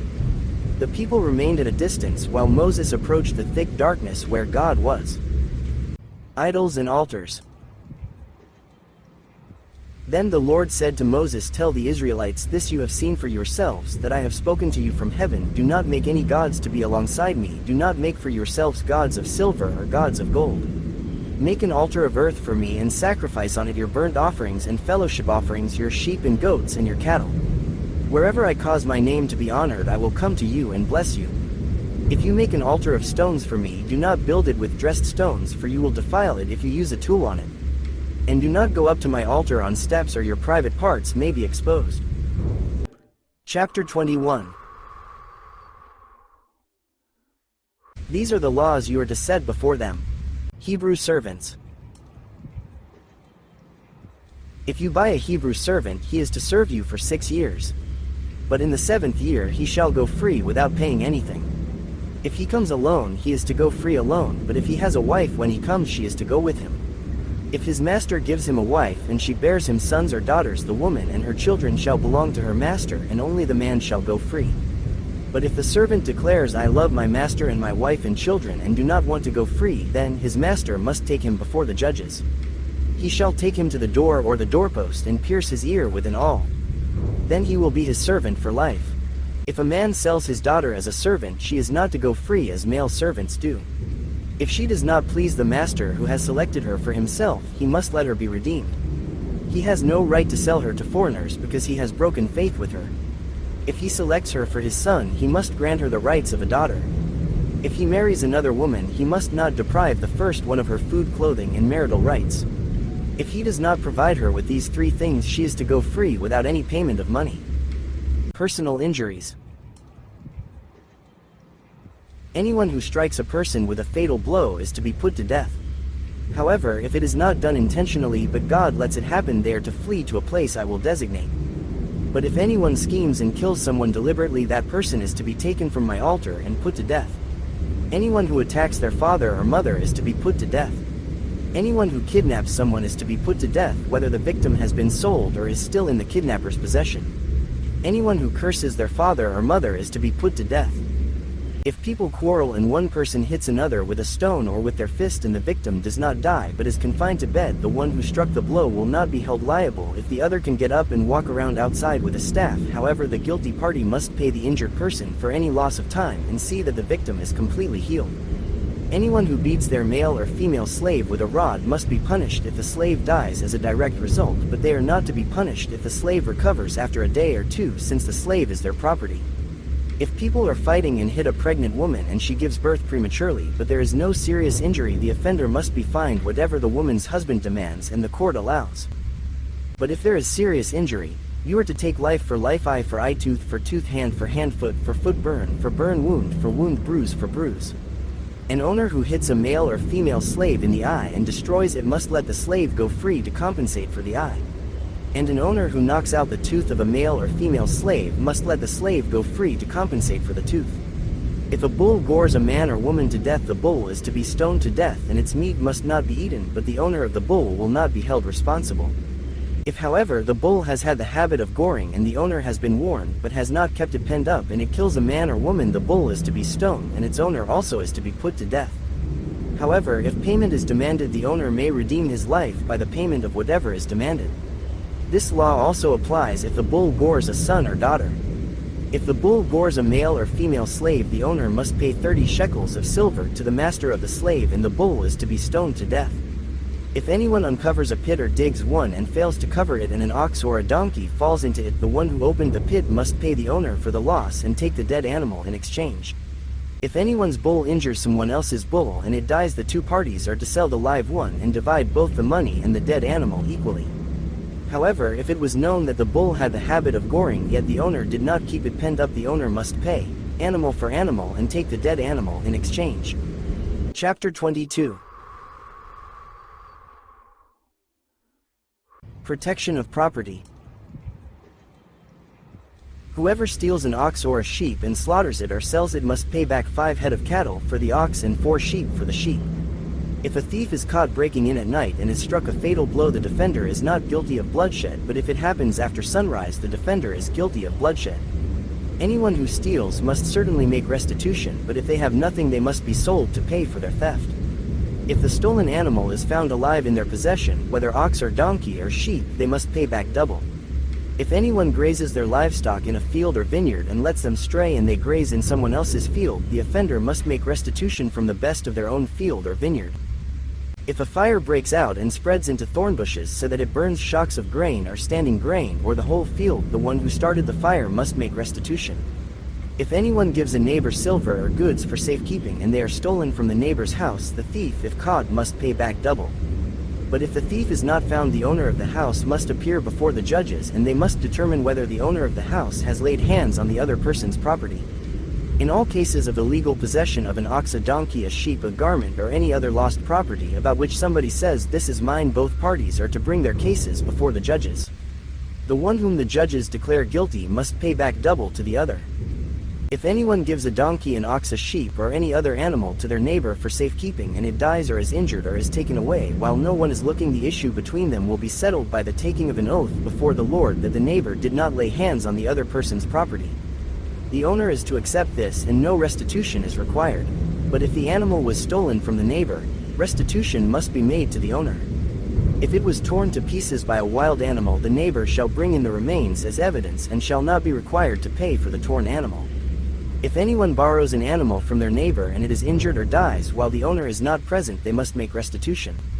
But if the owner is with the animal, the borrower will not have to pay. If the animal was hired, the money paid for the hire covers the loss. Social responsibility. If a man seduces a virgin who is not pledged to be married and sleeps with her, he must pay the bride price, and she shall be his wife. If her father absolutely refuses to give her to him, he must still pay the bride price for virgins. Do not allow a sorceress to live. Anyone who has sexual relations with an animal is to be put to death. Whoever sacrifices to any god other than the Lord must be destroyed. Do not mistreat or oppress a foreigner, for you were foreigners in Egypt. Do not take advantage of the widow or the fatherless. If you do and they cry out to me, I will certainly hear their cry. My anger will be aroused, and I will kill you with the sword. Your wives will become widows and your children fatherless. If you lend money to one of my people among you who is needy, do not treat it like a business deal. Charge no interest. If you take your neighbor's cloak as a pledge, return it by sunset, because that cloak is the only covering your neighbor has. What else can they sleep in? When they cry out to me, I will hear, for I am compassionate. Do not blaspheme God or curse the ruler of your people. Do not hold back offerings from your granaries or your vats. You must give me the firstborn of your sons. Do the same with your cattle and your sheep. Let them stay with their mothers for 7 days, but give them to me on the 8th day. You are to be my holy people. So do not eat the meat of an animal torn by wild beasts. Throw it to the dogs. Chapter 23. Laws of justice and mercy. Do not spread false reports. Do not help a guilty person by being a malicious witness. Do not follow the crowd in doing wrong. When you give testimony in a lawsuit, do not pervert justice by siding with the crowd, and do not show favoritism to a poor person in a lawsuit. If you come across your enemy's ox or donkey wandering off, be sure to return it. If you see the donkey of someone who hates you fallen down under its load, do not leave it there, be sure you help them with it. Do not deny justice to your poor people in their lawsuits. Have nothing to do with a false charge, and do not put an innocent or honest person to death, for I will not acquit the guilty. Do not accept a bribe, for a bribe blinds those who see and twists the words of the innocent.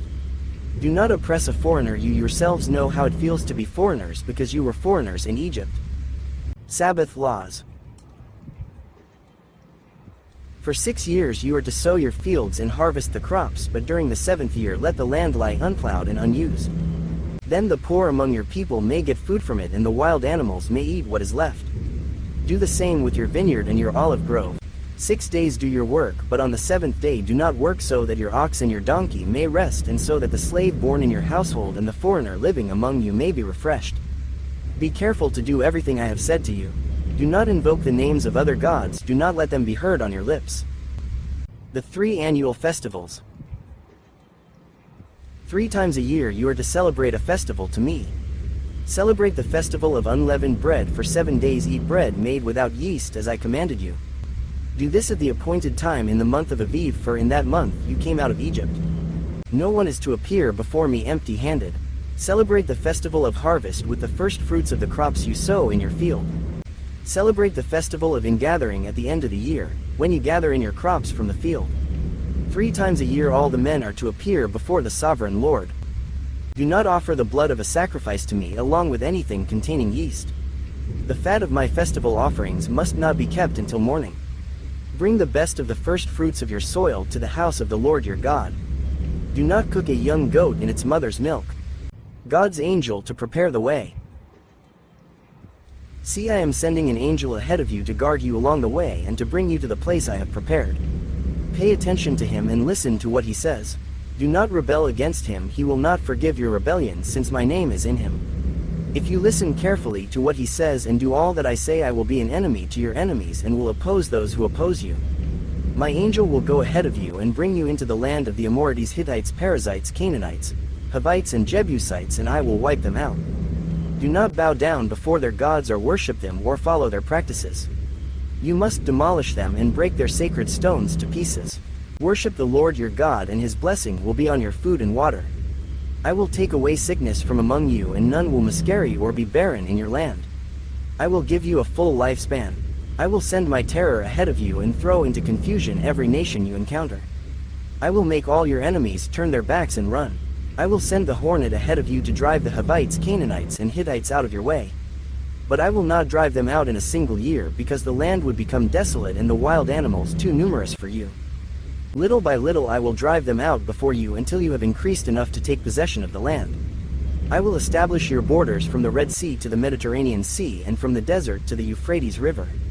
I will give into your hands the people who live in the land, and you will drive them out before you. Do not make a covenant with them or with their gods. Do not let them live in your land, or they will cause you to sin against me, because the worship of their gods will certainly be a snare to you. Chapter 24. The covenant confirmed. Then the Lord said to Moses, Come up to the Lord, you and Aaron, Nadab and Abihu, and 70 of the elders of Israel. You are to worship at a distance, but Moses alone is to approach the Lord, the others must not come near. And the people may not come up with him. When Moses went and told the people all the Lord's words and laws, they responded with one voice, Everything the Lord has said we will do. Moses then wrote down everything the Lord had said. He got up early the next morning and built an altar at the foot of the mountain and set up 12 stone pillars representing the 12 tribes of Israel. Then he sent young Israelite men, and they offered burnt offerings and sacrificed young bulls as fellowship offerings to the Lord. Moses took half of the blood and put it in bowls, and the other half he splashed against the altar. Then he took the book of the covenant and read it to the people. They responded, We will do everything the Lord has said, we will obey. Moses then took the blood, sprinkled it on the people, and said, This is the blood of the covenant that the Lord has made with you in accordance with all these words. Moses and Aaron, Nadab and Abihu, and the 70 elders of Israel went up and saw the God of Israel.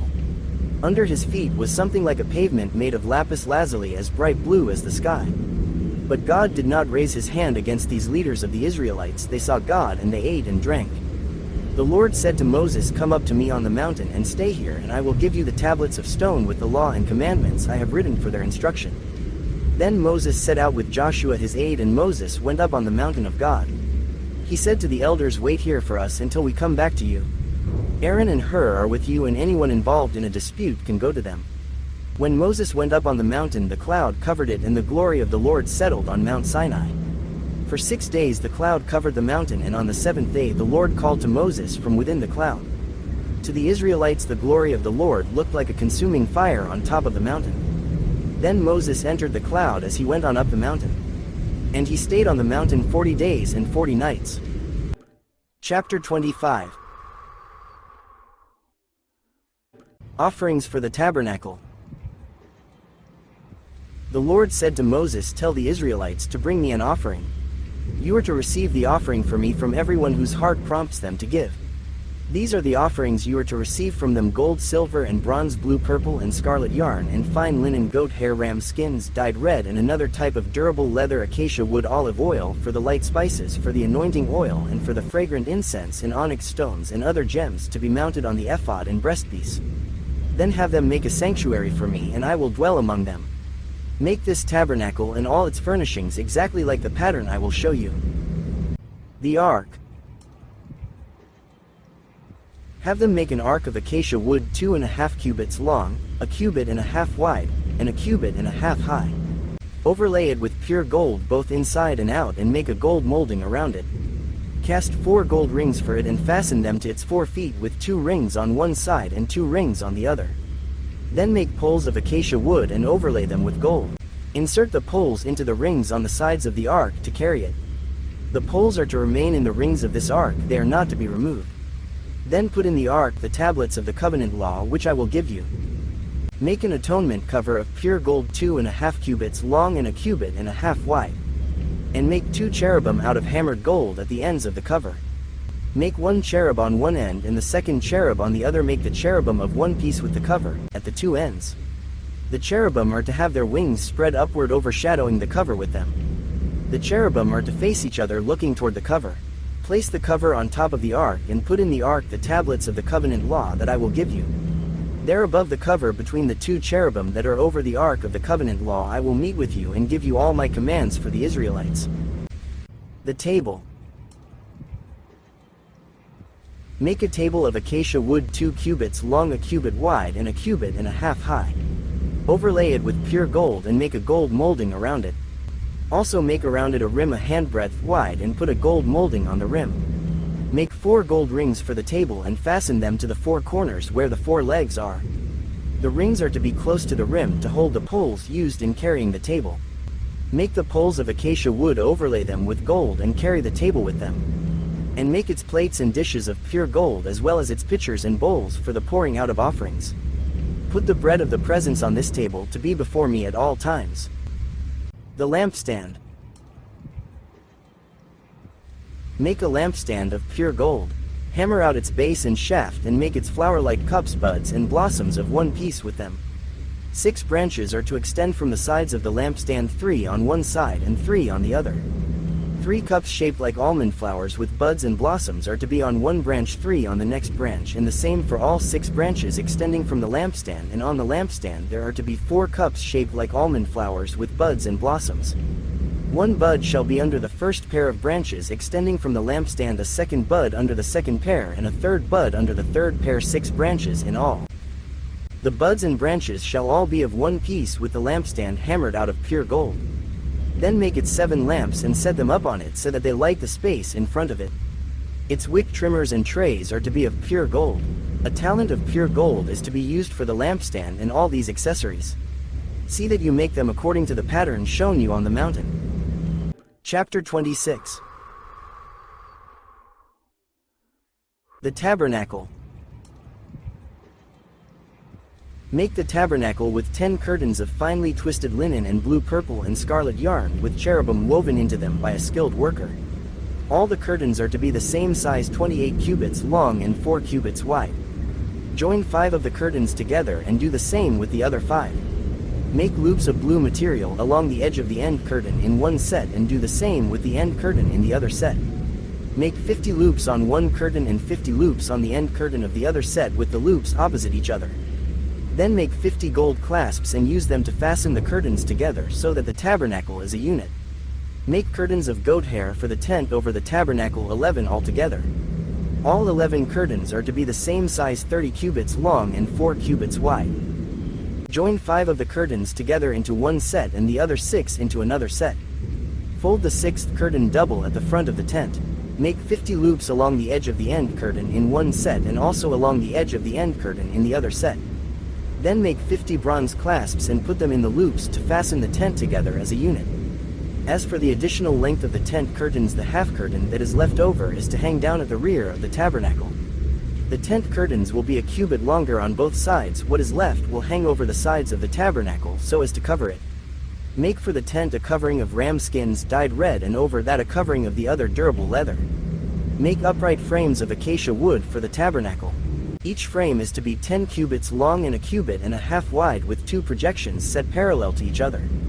Make all the frames of the tabernacle in this way. Make 20 frames for the south side of the tabernacle and make 40 silver bases to go under them, 2 bases for each frame, 1 under each projection. For the other side, the north side of the tabernacle, make 20 frames and 40 silver bases, 2 under each frame. Make 6 frames for the far end, that is the west end of the tabernacle, and make 2 frames for the corners at the far end. At these 2 corners they must be double from the bottom all the way to the top and fitted into a single ring. Both shall be like that. So there will be 8 frames and 16 silver bases, 2 under each frame. Also make crossbars of acacia wood, 5 for the frames on one side of the tabernacle, 5 for those on the other side, and 5 for the frames on the west at the far end of the tabernacle. The center crossbar is to extend from end to end at the middle of the frames. Overlay the frames with gold and make gold rings to hold the crossbars. Also overlay the crossbars with gold. Set up the tabernacle according to the plan shown you on the mountain. Make a curtain of blue, purple, and scarlet yarn and finely twisted linen with cherubim woven into it by a skilled worker. Hang it with gold hooks on 4 posts of acacia wood overlaid with gold and standing on 4 silver bases. Hang the curtain from the clasps and place the Ark of the Covenant Law behind the curtain.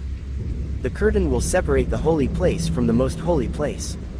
Put the atonement cover on the Ark of the Covenant Law in the most holy place.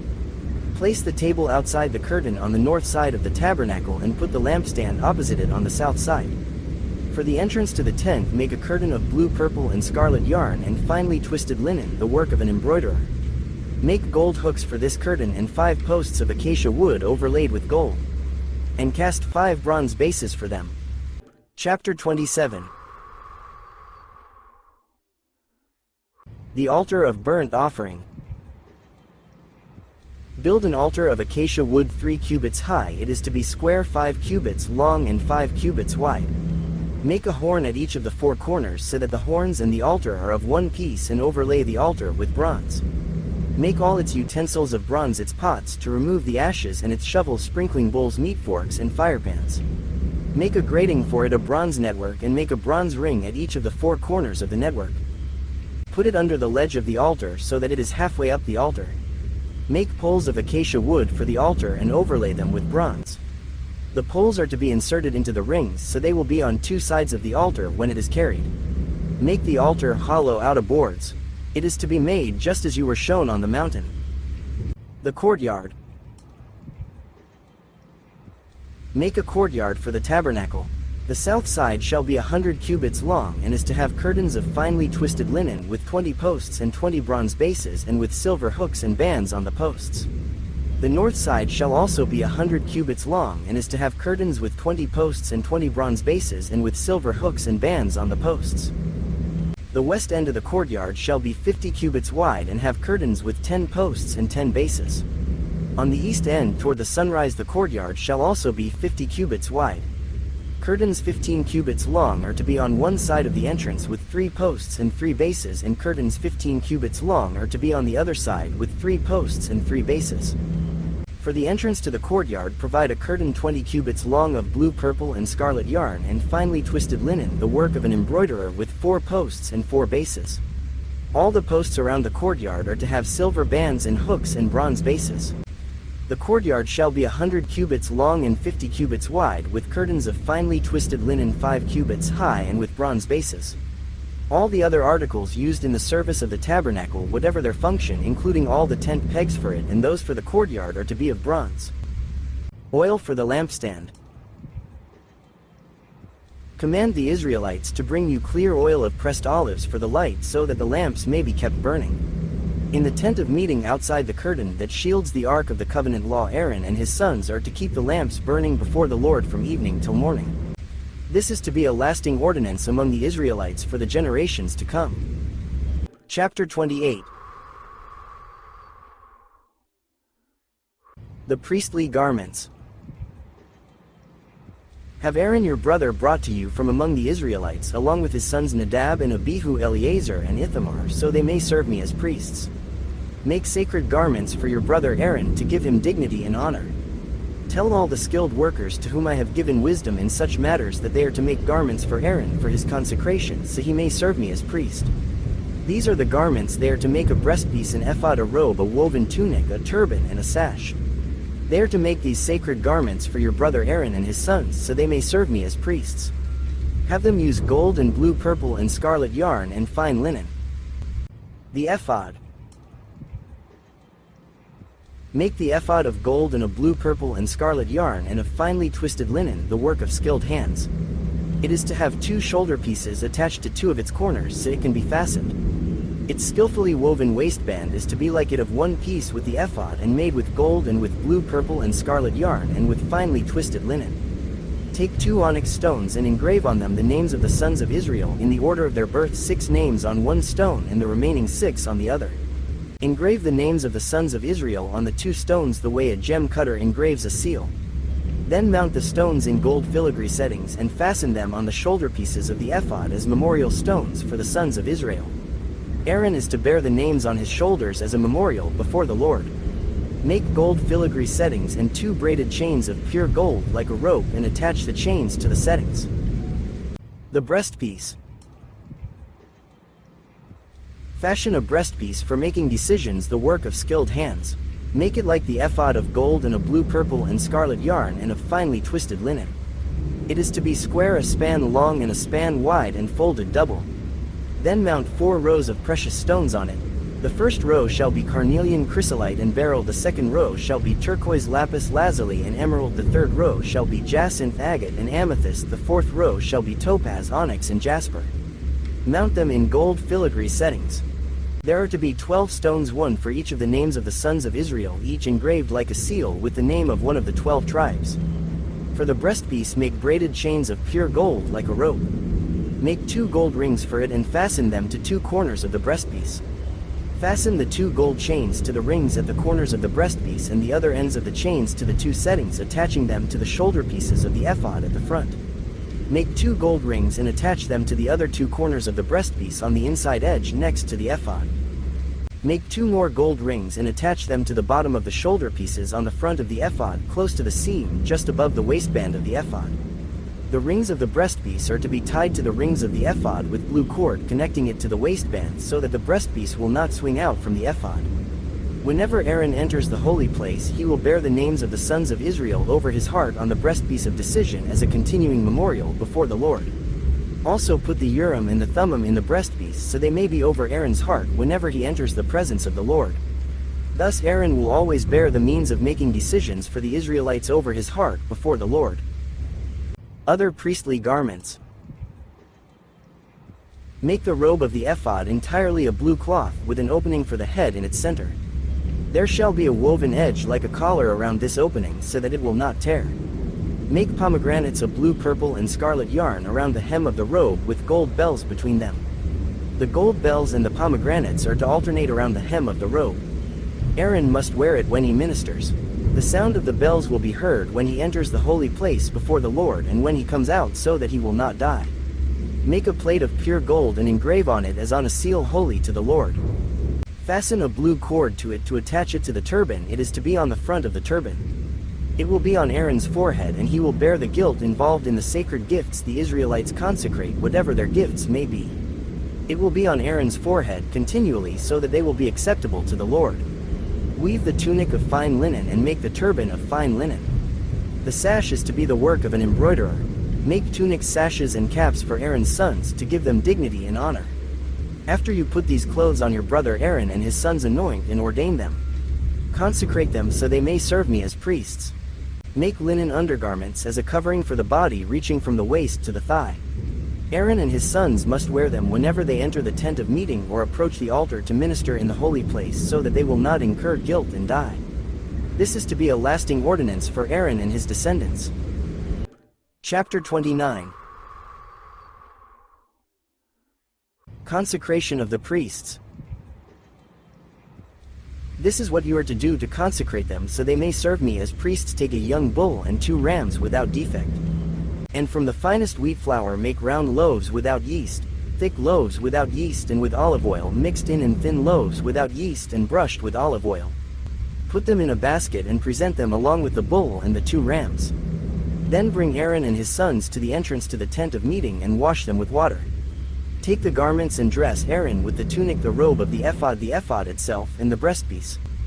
Fasten the ephod on him by its skillfully woven waistband. Put the turban on his head and attach the sacred emblem to the turban. Take the anointing oil and anoint him by pouring it on his head. Bring his sons and dress them in tunics and fasten caps on them. Then tie sashes on Aaron and his sons. The priesthood is theirs by a lasting ordinance. Then you shall ordain Aaron and his sons. Bring the bull to the front of the tent of meeting, and Aaron and his sons shall lay their hands on its head.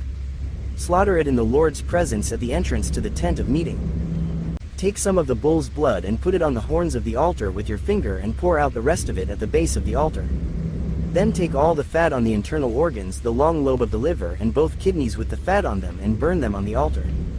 But burn the bull's flesh and its hide and its intestines outside the camp. It is a sin offering.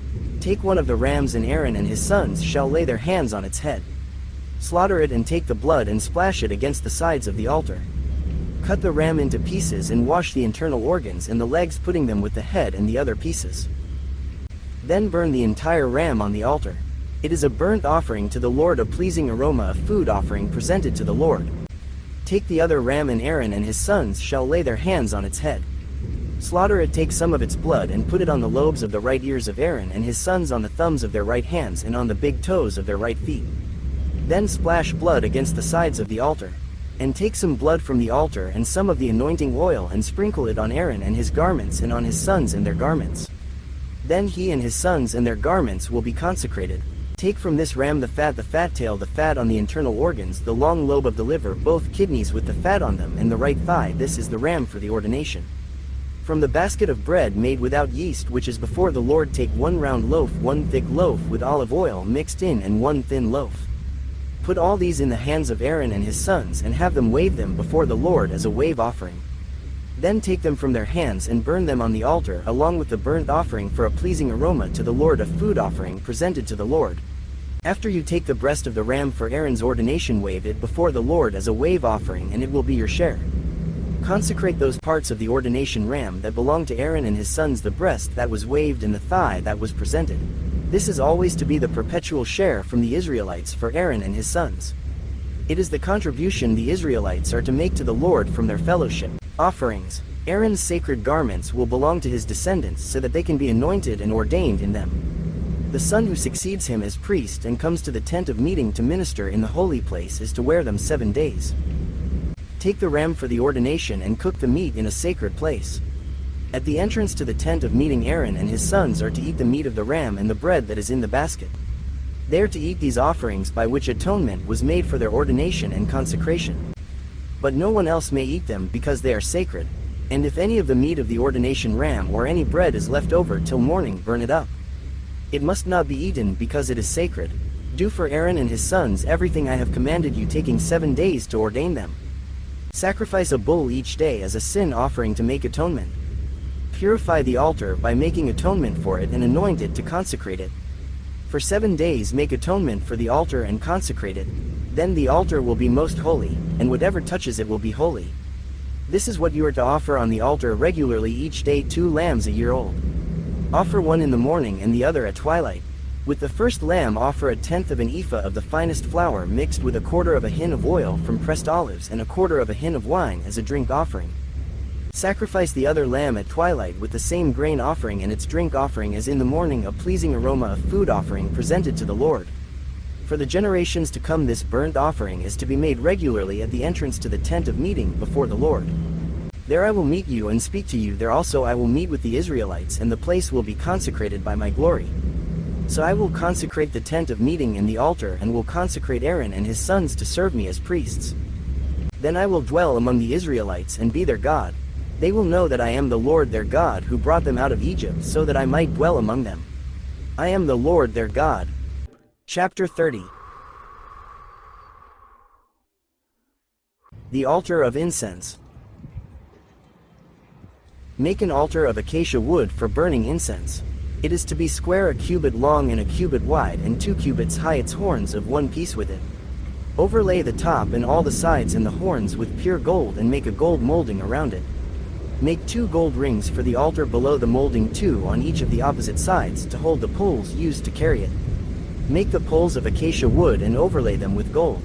Put the altar in front of the curtain that shields the Ark of the Covenant Law before the atonement cover that is over the tablets of the covenant law where I will meet with you. Aaron must burn fragrant incense on the altar every morning when he tends the lamps. He must burn incense again when he lights the lamps at twilight, so incense will burn regularly before the Lord for the generations to come. Do not offer on this altar any other incense or any burnt offering or grain offering, and do not pour a drink offering on it. Once a year Aaron shall make atonement on its horns. This annual atonement must be made with the blood of the atoning sin offering for the generations to come. It is most holy to the Lord. Atonement money. Then the Lord said to Moses, when you take a census of the Israelites to count them, each one must pay the Lord a ransom for his life at the time he is counted. Then no plague will come on them when you number them. Each one who crosses over to those already counted is to give a half shekel according to the sanctuary's shekel, which weighs 20 gerahs. This half shekel is an offering to the Lord. All who cross over those 20 years old or more are to give an offering to the Lord. The rich are not to give more than a half shekel, and the poor are not to give less when you make the offering to the Lord to atone for your lives. Receive the atonement money from the Israelites and use it for the service of the tent of meeting. It will be a memorial for the Israelites before the Lord, making atonement for your lives. Basin for washing. Then the Lord said to Moses, make a bronze basin with its bronze stand for washing. Place it between the tent of meeting and the altar and put water in it. Aaron and his sons are to wash their hands and feet with water from it. Whenever they enter the tent of meeting they shall wash with water so that they will not die. Also when they approach the altar to minister by presenting a food offering to the Lord, they shall wash their hands and feet so that they will not die. This is to be a lasting ordinance for Aaron and his descendants for the generations to come. Anointing oil. Then the Lord said to Moses, take the following fine spices: 500 shekels of liquid myrrh, half as much, that is 250 shekels of fragrant cinnamon, 250 shekels of fragrant calamus, 24,500 shekels of cassia, all according to the sanctuary shekel, and a hin of olive oil. Make these into a sacred anointing oil of fragrant blend, the work of a perfumer. It will be the sacred anointing oil. Then use it to anoint the tent of meeting, the ark of the covenant law, the table and all its articles, the lampstand and its accessories, the altar of incense, the altar of burnt offering and all its utensils, and the basin with its stand. You shall consecrate them so they will be most holy, and whatever touches them will be holy. Anoint Aaron and his sons and consecrate them so they may serve me as priests. Say to the Israelites, this is to be my sacred anointing oil for the generations to come. Do not pour it on anyone else's body, and do not make any other oil using the same formula. It is sacred, and you are to consider it sacred. Whoever makes perfume like it and puts it on anyone other than a priest must be cut off from their people. Incense. Then the Lord said to Moses, take fragrant spices, gum resin, onycha and galbanum, and pure frankincense, all in equal amounts, and make a fragrant blend of incense, the work of a perfumer. It is to be salted and pure and sacred. Grind some of it to powder and place it in front of the ark of the covenant law in the tent of meeting where I will meet with you. It shall be most holy to you. Do not make any incense with this formula for yourselves, consider it holy to the Lord. Whoever makes incense like it to enjoy its fragrance must be cut off from their people. Chapter 31. Bezalel and Oholiab. Then the Lord said to Moses, See, I have chosen Bezalel son of Uri the son of Hur of the tribe of Judah, and I have filled him with the Spirit of God, with wisdom, with understanding, with knowledge, and with all kinds of skills, to make artistic designs for work in gold, silver, and bronze, to cut and set stones, to work in wood, and to engage in all kinds of crafts. Moreover, I have appointed Oholiab son of Ahisamach of the tribe of Dan to help him. Also I have given ability to all the skilled workers to make everything I have commanded you. The tent of meeting, the ark of the covenant law with the atonement cover on it, and all the other furnishings of the tent, the table and its articles, the pure gold lampstand and all its accessories, the altar of incense, the altar of burnt offering and all its utensils, the basin with its stand, and also the woven garments, both the sacred garments for Aaron the priest and the garments for his sons when they serve as priests, and the anointing oil and fragrant incense for the holy place. They are to make them just as I commanded you. The Sabbath. Then the Lord said to Moses, Say to the Israelites, You must observe my Sabbaths. This will be a sign between me and you for the generations to come, so you may know that I am the Lord who makes you holy. Observe the Sabbath, because it is holy to you. Anyone who desecrates it is to be put to death. Those who do any work on that day must be cut off from their people. For 6 days work is to be done, but the seventh day is a day of Sabbath rest, holy to the Lord. Whoever does any work on the Sabbath day is to be put to death. The Israelites are to observe the Sabbath, celebrating it for the generations to come as a lasting covenant. It will be a sign between me and the Israelites forever, for in 6 days the Lord made the heavens and the earth, and on the seventh day he rested and was refreshed. When the Lord finished speaking to Moses on Mount Sinai, he gave him the 2 tablets of the covenant law, the tablets of stone inscribed by the finger of God. Chapter 32. The golden calf. When the people saw that Moses was so long in coming down from the mountain, they gathered around Aaron and said, Come, make us gods who will go before us. As for this fellow Moses who brought us up out of Egypt, we don't know what has happened to him. Aaron answered them, Take off the gold earrings that your wives, your sons, and your daughters are wearing, and bring them to me. So all the people took off their earrings and brought them to Aaron. He took what they handed him and made it into an idol cast in the shape of a calf, fashioning it with a tool. Then they said, These are your gods, Israel, who brought you up out of Egypt. When Aaron saw this, he built an altar in front of the calf and announced, Tomorrow there will be a festival to the Lord. So the next day the people rose early and sacrificed burnt offerings and presented fellowship offerings. Afterward they sat down to eat and drink and got up to indulge in revelry. Then the Lord said to Moses, Go down, because your people whom you brought up out of Egypt have become corrupt. They have been quick to turn away from what I commanded them, and have made themselves an idol cast in the shape of a calf.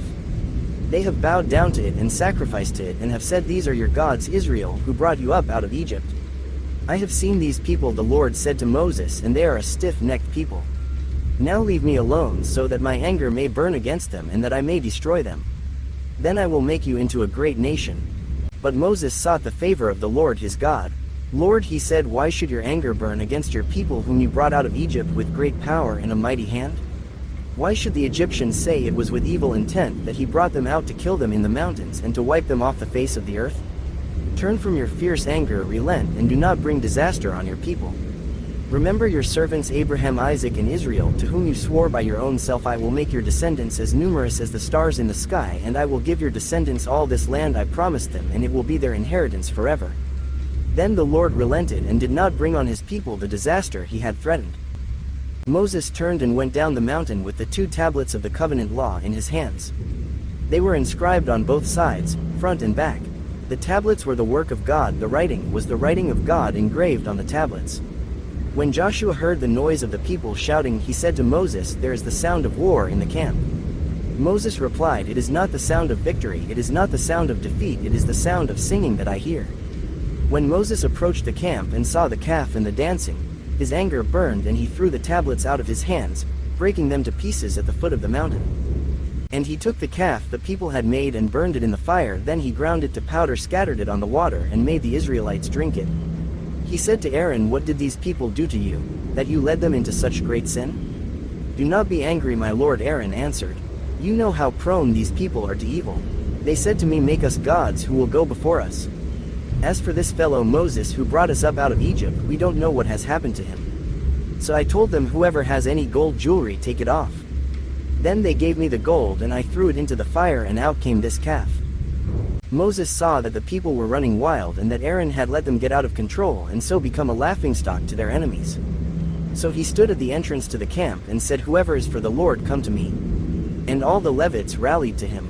Then he said to them, this is what the Lord, the God of Israel, says, each man strap a sword to his side. Go back and forth through the camp from one end to the other, each killing his brother and friend and neighbor. The Levites did as Moses commanded, and that day about 3,000 of the people died. Then Moses said, you have been set apart to the Lord today, for you were against your own sons and brothers, and he has blessed you this day. The next day Moses said to the people, you have committed a great sin. But now I will go up to the Lord, perhaps I can make atonement for your sin. So Moses went back to the Lord and said, oh, what a great sin these people have committed. They have made themselves gods of gold. But now please forgive their sin, but if not, then blot me out of the book you have written. The Lord replied to Moses, whoever has sinned against me I will blot out of my book. Now go lead the people to the place I spoke of, and my angel will go before you. However, when the time comes for me to punish, I will punish them for their sin. And the Lord struck the people with a plague because of what they did with the calf Aaron had made. Chapter 33. Then the Lord said to Moses, leave this place, you and the people you brought up out of Egypt, and go up to the land I promised on oath to Abraham, Isaac, and Jacob, saying, I will give it to your descendants. I will send an angel before you and drive out the Canaanites, Amorites, Hittites, Perizzites, Hivites, and Jebusites. Go up to the land flowing with milk and honey. But I will not go with you, because you are a stiff-necked people, and I might destroy you on the way. When the people heard these distressing words, they began to mourn, and no one put on any ornaments. For the Lord had said to Moses, tell the Israelites, you are a stiff-necked people. If I were to go with you even for a moment, I might destroy you. Now take off your ornaments, and I will decide what to do with you. So the Israelites stripped off their ornaments at Mount Horeb. The tent of meeting. Now Moses used to take a tent and pitch it outside the camp some distance away, calling it the tent of meeting. Anyone inquiring of the Lord would go to the tent of meeting outside the camp. And whenever Moses went out to the tent, all the people rose and stood at the entrances to their tents watching Moses until he entered the tent. As Moses went into the tent, the pillar of cloud would come down and stay at the entrance while the Lord spoke with Moses. Whenever the people saw the pillar of cloud standing at the entrance to the tent, they all stood and worshipped, each at the entrance to their tent. The Lord would speak to Moses face to face as one speaks to a friend. Then Moses would return to the camp, but his young aide Joshua son of Nun did not leave the tent. Moses and the glory of the Lord. Moses said to the Lord, you have been telling me, lead these people, but you have not let me know whom you will send with me.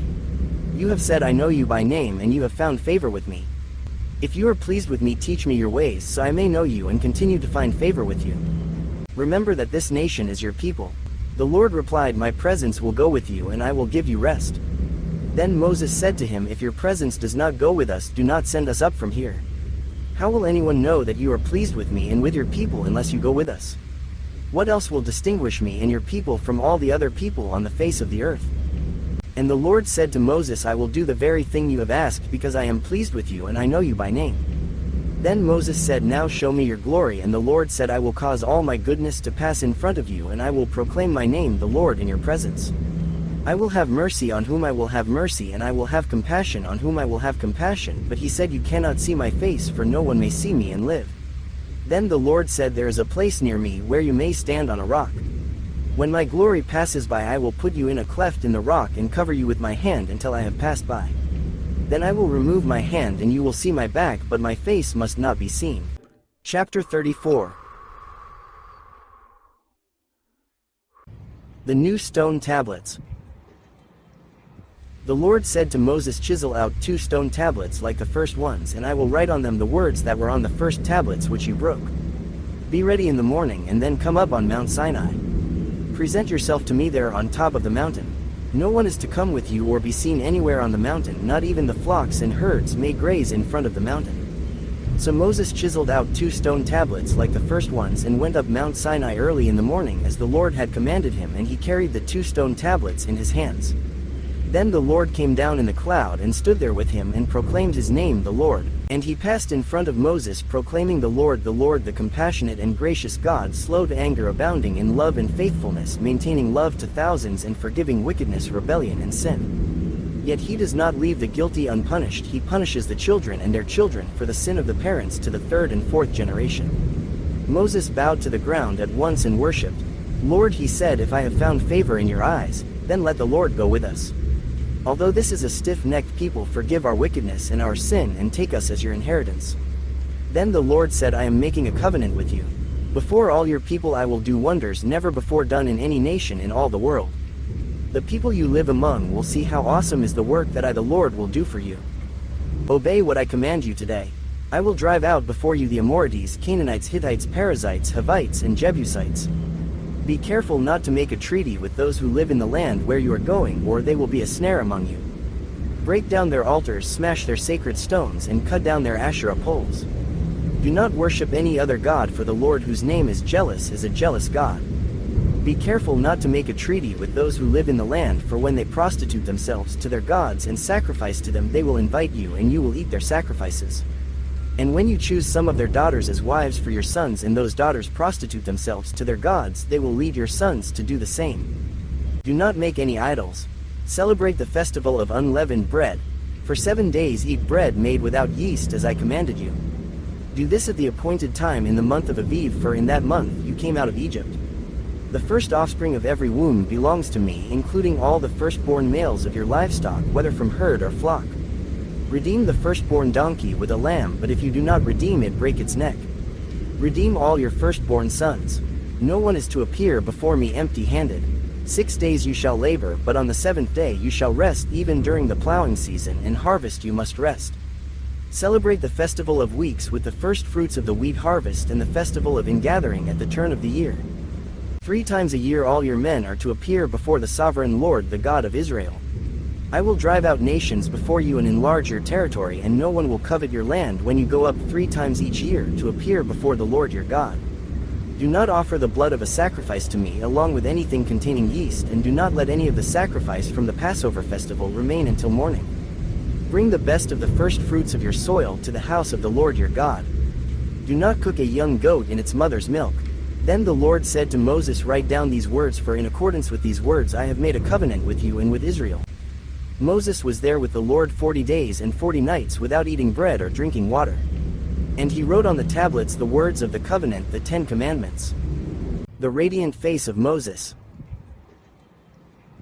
When Moses came down from Mount Sinai with the 2 tablets of the covenant law in his hands, he was not aware that his face was radiant, because he had spoken with the Lord.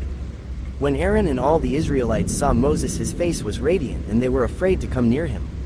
But Moses called to them, so Aaron and all the leaders of the community came back to him, and he spoke to them. Afterward all the Israelites came near him, and he gave them all the commands the Lord had given him on Mount Sinai. When Moses finished speaking to them, he put a veil over his face. But whenever he entered the Lord's presence to speak with him, he removed the veil until he came out. And when he came out and told the Israelites what he had been commanded, they saw that his face was radiant. Then Moses would put the veil back over his face until he went in to speak with the Lord. Chapter 35. Sabbath Regulations. Moses assembled the whole Israelite community and said to them, these are the things the Lord has commanded you to do. For 6 days work is to be done, but the 7th day shall be your holy day, a day of Sabbath rest to the Lord. Whoever does any work on it is to be put to death. Do not light a fire in any of your dwellings on the Sabbath day. Materials for the tabernacle. Moses said to the whole Israelite community, this is what the Lord has commanded from what you have taken offering for the Lord. Everyone who is willing is to bring to the Lord an offering of gold, silver, and bronze, blue, purple, and scarlet yarn, and fine linen, goat hair, ram skins, dyed red, and another type of durable leather, acacia wood, olive oil for the light spices, for the anointing oil, and for the fragrant incense, and onyx stones and other gems to be mounted on the ephod and breastpiece. All who are skilled among you are to come and make everything the Lord has commanded: the tabernacle with its tent and its covering, clasps, frames, crossbars, posts and bases, the ark with its poles and the atonement cover and the curtain that shields it, the table with its poles and all its articles, and the bread of the presence, the lampstand that is for light with its accessories, lamps and oil for the light, the altar of incense with its poles, the anointing oil and the fragrant incense, the curtain for the doorway at the entrance to the tabernacle, the altar of burnt offering with its bronze grating, its poles and all its utensils, the bronze basin with its stand, the curtains of the courtyard with its posts and bases, and the curtain for the entrance to the courtyard, the tent pegs for the tabernacle and for the courtyard and their ropes, the woven garments worn for ministering in the sanctuary, both the sacred garments for Aaron the priest and the garments for his sons when they serve as priests. Then the whole Israelite community withdrew from Moses' presence. And everyone who was willing and whose heart moved them came and brought an offering to the Lord for the work on the tent of meeting, for all its service and for the sacred garments. All who were willing, men and women alike, came and brought gold jewelry of all kinds, brooches, earrings, rings and ornaments. They all presented their gold as a wave offering to the Lord. Everyone who had blue, purple or scarlet yarn or fine linen or goat hair, ram skins dyed red or the other durable leather brought them. Those presenting an offering of silver or bronze brought it as an offering to the Lord, and everyone who had acacia wood for any part of the work brought it. Every skilled woman spun with her hands and brought what she had spun, blue, purple or scarlet yarn or fine linen. And all the women who were willing and had the skill spun the goat hair. The leaders brought onyx stones and other gems to be mounted on the ephod and breastpiece. They also brought spices and olive oil for the light and for the anointing oil and for the fragrant incense. All the Israelite men and women who were willing brought to the Lord freewill offerings for all the work the Lord through Moses had commanded them to do.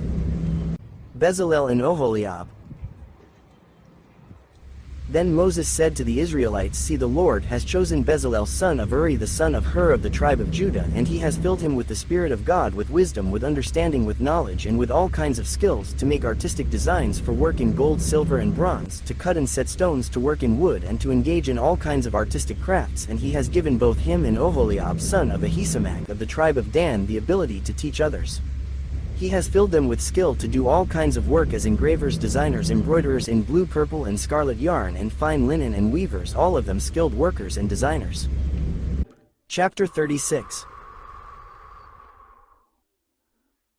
So Bezalel, Oholiab and every skilled person to whom the Lord has given skill and ability to know how to carry out all the work of constructing the sanctuary, or to do the work just as the Lord has commanded.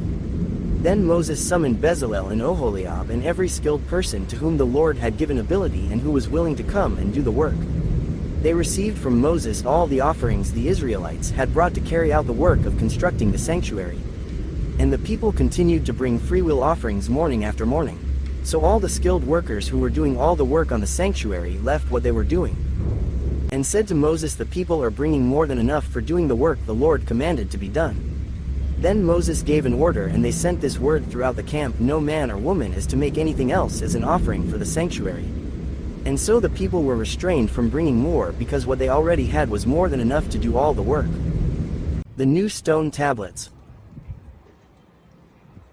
All those who were skilled among the workers made the tabernacle with 10 curtains of finely twisted linen and blue, purple and scarlet yarn, with cherubim woven into them by expert hands. All the curtains were the same size, 28 cubits long and 4 cubits wide. They joined 5 of the curtains together and did the same with the other 5. Then they made loops of blue material along the edge of the end curtain in one set, and the same was done with the end curtain in the other set. They also made 50 loops on one curtain and 50 loops on the end curtain of the other set, with the loops opposite each other. Then they made 50 gold clasps and used them to fasten the 2 sets of curtains together, so that the tabernacle was a unit. They made curtains of goat hair for the tent over the tabernacle, 11 altogether. All 11 curtains were the same size, 30 cubits long and 4 cubits wide. They joined 5 of the curtains into one set and the other 6 into another set. Then they made 50 loops along the edge of the end curtain in one set, and also along the edge of the end curtain in the other set. They made 50 bronze clasps to fasten the tent together as a unit. Then they made for the tent a covering of ram skins dyed red, and over that a covering of the other durable leather. They made upright frames of acacia wood for the tabernacle. Each frame was 10 cubits long and a cubit and a half wide, with 2 projections set parallel to each other. They made all the frames of the tabernacle in this way. They made 20 frames for the south side of the tabernacle and made 40 silver bases to go under them, 2 bases for each frame, 1 under each projection. For the other side, the north side of the tabernacle, they made 20 frames and 40 silver bases, 2 under each frame. They made 6 frames for the far end, that is the west end of the tabernacle, and 2 frames were made for the corners of the tabernacle at the far end. At these 2 corners the frames were double from the bottom all the way to the top and fitted into a single ring, both were made alike. So there were 8 frames and 16 silver bases, 2 under each frame. They also made crossbars of acacia wood, 5 for the frames on one side of the tabernacle, 5 for those on the other side, and 5 for the frames on the west at the far end of the tabernacle. They made the center crossbar so that it extended from end to end at the middle of the frames. They overlaid the frames with gold and made gold rings to hold the crossbars. They also overlaid the crossbars with gold.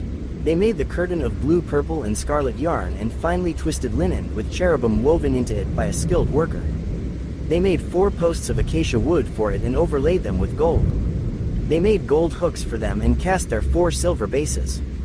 For the entrance to the tent they made a curtain of blue, purple, and scarlet yarn and finely twisted linen, the work of an embroiderer, and they made 5 posts with hooks for them. They overlaid the tops of the posts and their bands with gold and made their 5 bases of bronze. Chapter 37. The Ark. Bezalel made the ark of acacia wood, 2.5 cubits long, 1 cubit and a half wide, and 1 cubit and a half high. He overlaid it with pure gold both inside and out and made a gold molding around it. He cast 4 gold rings for it and fastened them to its 4 feet with 2 rings on one side and 2 rings on the other. Then he made poles of acacia wood and overlaid them with gold. And he inserted the poles into the rings on the sides of the ark to carry it. He made the atonement cover of pure gold, 2.5 cubits long and 1 cubit and a half wide. Then he made 2 cherubim out of hammered gold at the ends of the cover. He made 1 cherub on one end and the second cherub on the other at the 2 ends. He made them of one piece with the cover. The cherubim had their wings spread upward, overshadowing the cover with them. The cherubim faced each other looking toward the cover. The table. They made the table of acacia wood, 2 cubits long, 1 cubit wide, and 1 cubit and a half high. Then they overlaid it with pure gold and made a gold molding around it. They also made around it a rim a handbreadth wide and put a gold molding on the rim.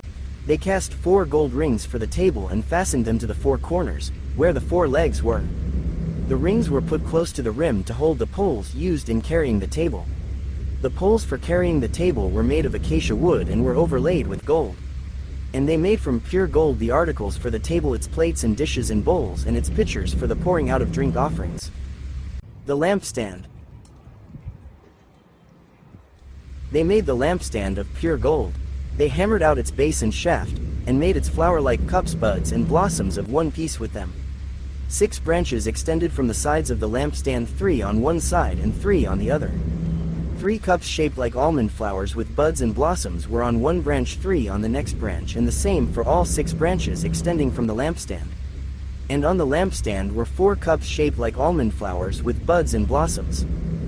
1 bud was under the first pair of branches extending from the lampstand, a second bud under the second pair, and a third bud under the third pair, 6 branches in all.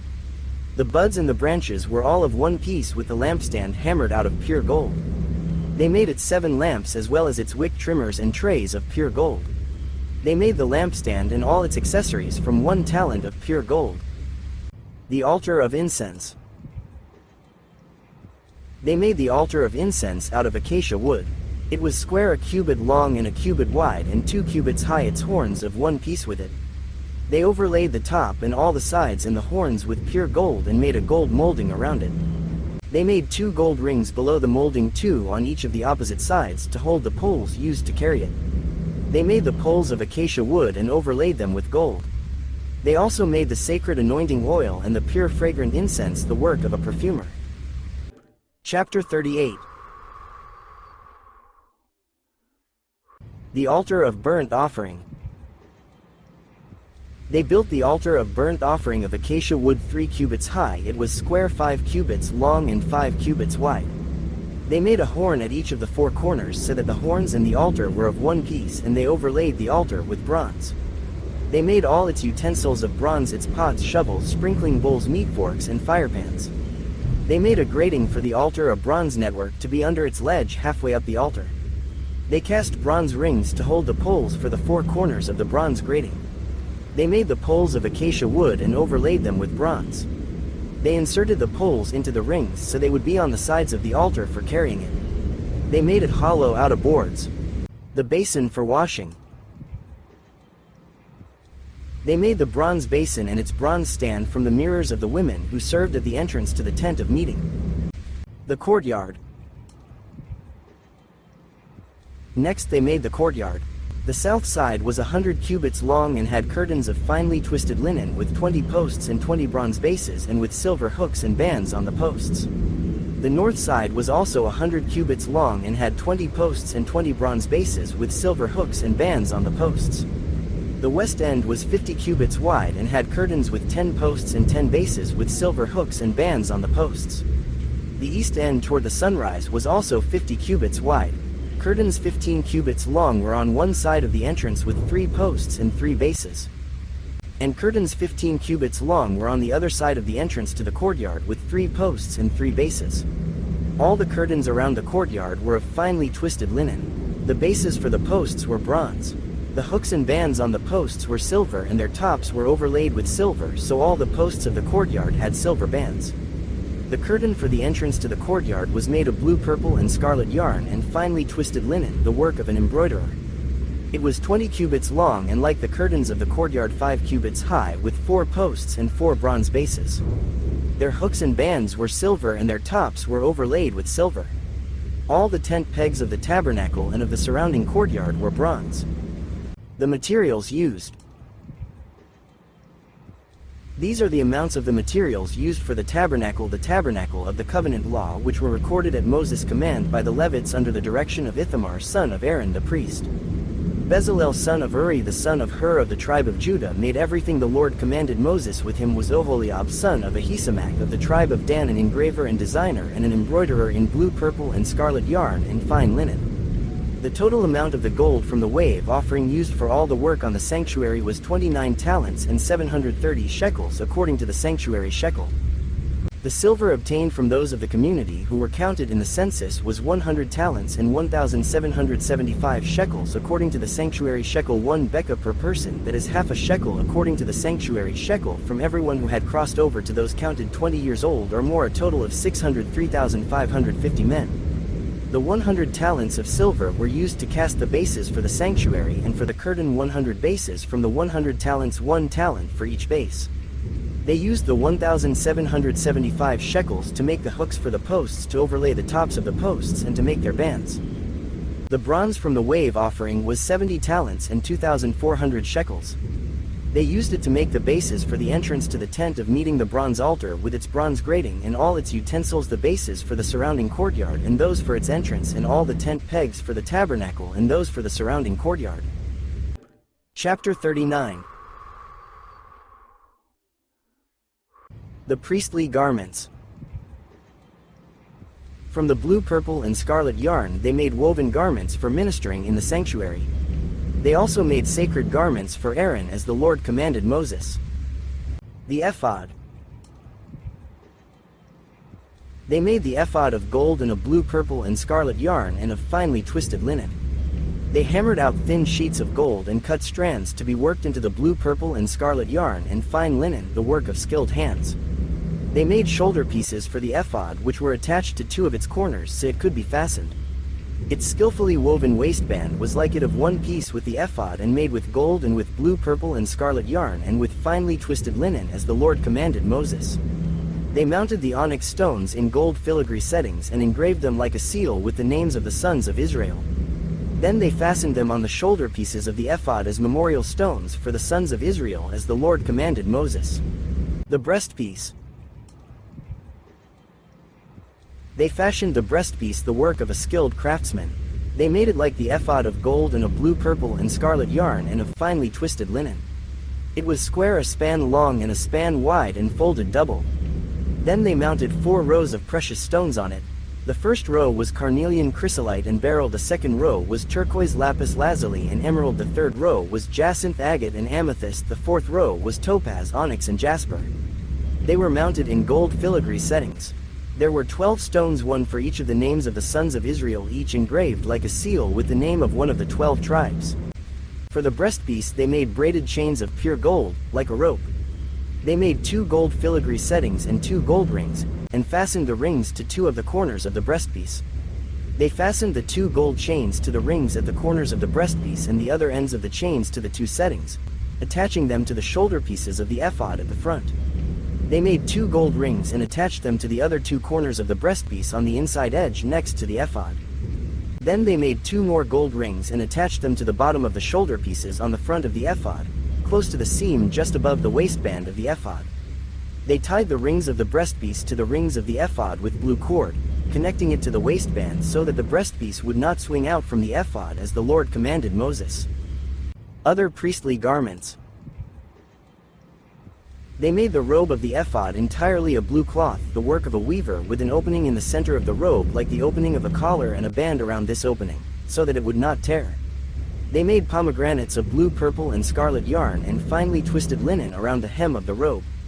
And they made bells of pure gold and attached them around the hem between the pomegranates. The bells and pomegranates alternated around the hem of the robe to be worn for ministering, as the Lord commanded Moses. For Aaron and his sons, they made tunics of fine linen, the work of a weaver, and the turban of fine linen, the linen caps and the undergarments of finely twisted linen. The sash was made of finely twisted linen and blue, purple and scarlet yarn, the work of an embroiderer, as the Lord commanded Moses. They made the plate, the sacred emblem, out of pure gold and engraved on it, like an inscription on a seal, holy to the Lord. Then they fastened a blue cord to it to attach it to the turban, as the Lord commanded Moses. Moses inspects the tabernacle. So all the work on the tabernacle, the tent of meeting, was completed. The Israelites did everything just as the Lord commanded Moses. Then they brought the tabernacle to Moses, the tent and all its furnishings, its clasps, frames, crossbars, posts and bases, the covering of ram skins dyed red and the covering of another durable leather, and the shielding curtain, the ark of the covenant law with its poles and the atonement cover, the table with all its articles, and the bread of the presence, the pure gold lampstand with its row of lamps and all its accessories, and the olive oil for the light, the gold altar, the anointing oil, the fragrant incense, and the curtain for the entrance to the tent, the bronze altar with its bronze grating, its poles and all its utensils, the basin with its stand, the curtains of the courtyard with its posts and bases, and the curtain for the entrance to the courtyard, the ropes and tent pegs for the courtyard, all the furnishings for the tabernacle, the tent of meeting, and the woven garments worn for ministering in the sanctuary, both the sacred garments for Aaron the priest and the garments for his sons when serving as priests. The Israelites had done all the work just as the Lord had commanded Moses. Moses inspected the work and saw that they had done it just as the Lord had commanded.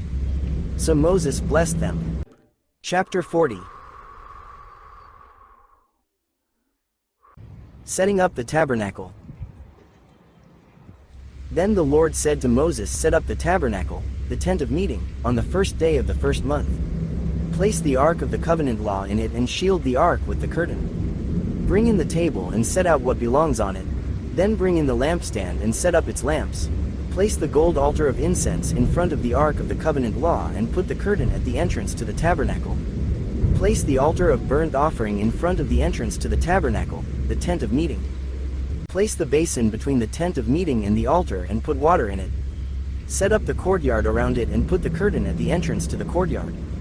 Take the anointing oil and anoint the tabernacle and everything in it, consecrate it and all its furnishings, and it will be holy. Then anoint the altar of burnt offering and all its utensils, consecrate the altar, and it will be most holy. Anoint the basin and its stand and consecrate them. Bring Aaron and his sons to the entrance to the tent of meeting and wash them with water.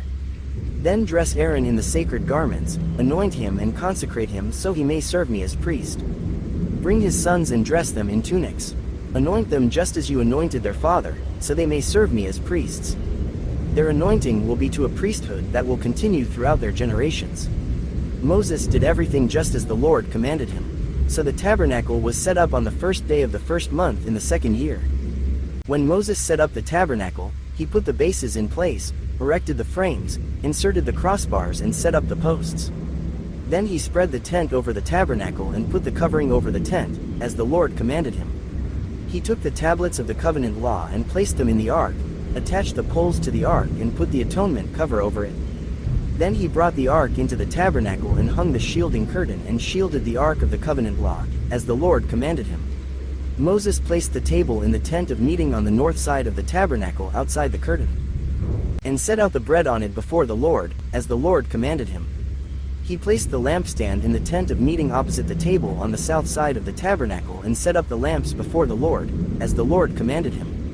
Moses placed the gold altar in the tent of meeting in front of the curtain and burned fragrant incense on it, as the Lord commanded him. Then he put up the curtain at the entrance to the tabernacle. He set the altar of burnt offering near the entrance to the tabernacle, the tent of meeting, and offered on it burnt offerings and grain offerings, as the Lord commanded him. He placed the basin between the tent of meeting and the altar and put water in it for washing, and Moses and Aaron and his sons used it to wash their hands and feet. They washed whenever they entered the tent of meeting or approached the altar, as the Lord commanded Moses. Then Moses set up the courtyard around the tabernacle and altar and put up the curtain at the entrance to the courtyard. And so Moses finished the work. The glory of the Lord. Then the cloud covered the tent of meeting, and the glory of the Lord filled the tabernacle. Moses could not enter the tent of meeting because the cloud had settled on it, and the glory of the Lord filled the tabernacle. In all the travels of the Israelites, whenever the cloud lifted from above the tabernacle, they would set out, but if the cloud did not lift, they did not set out until the day it lifted. So the cloud of the Lord was over the tabernacle by day, and fire was in the cloud by night, in the sight of all the Israelites during all their travels.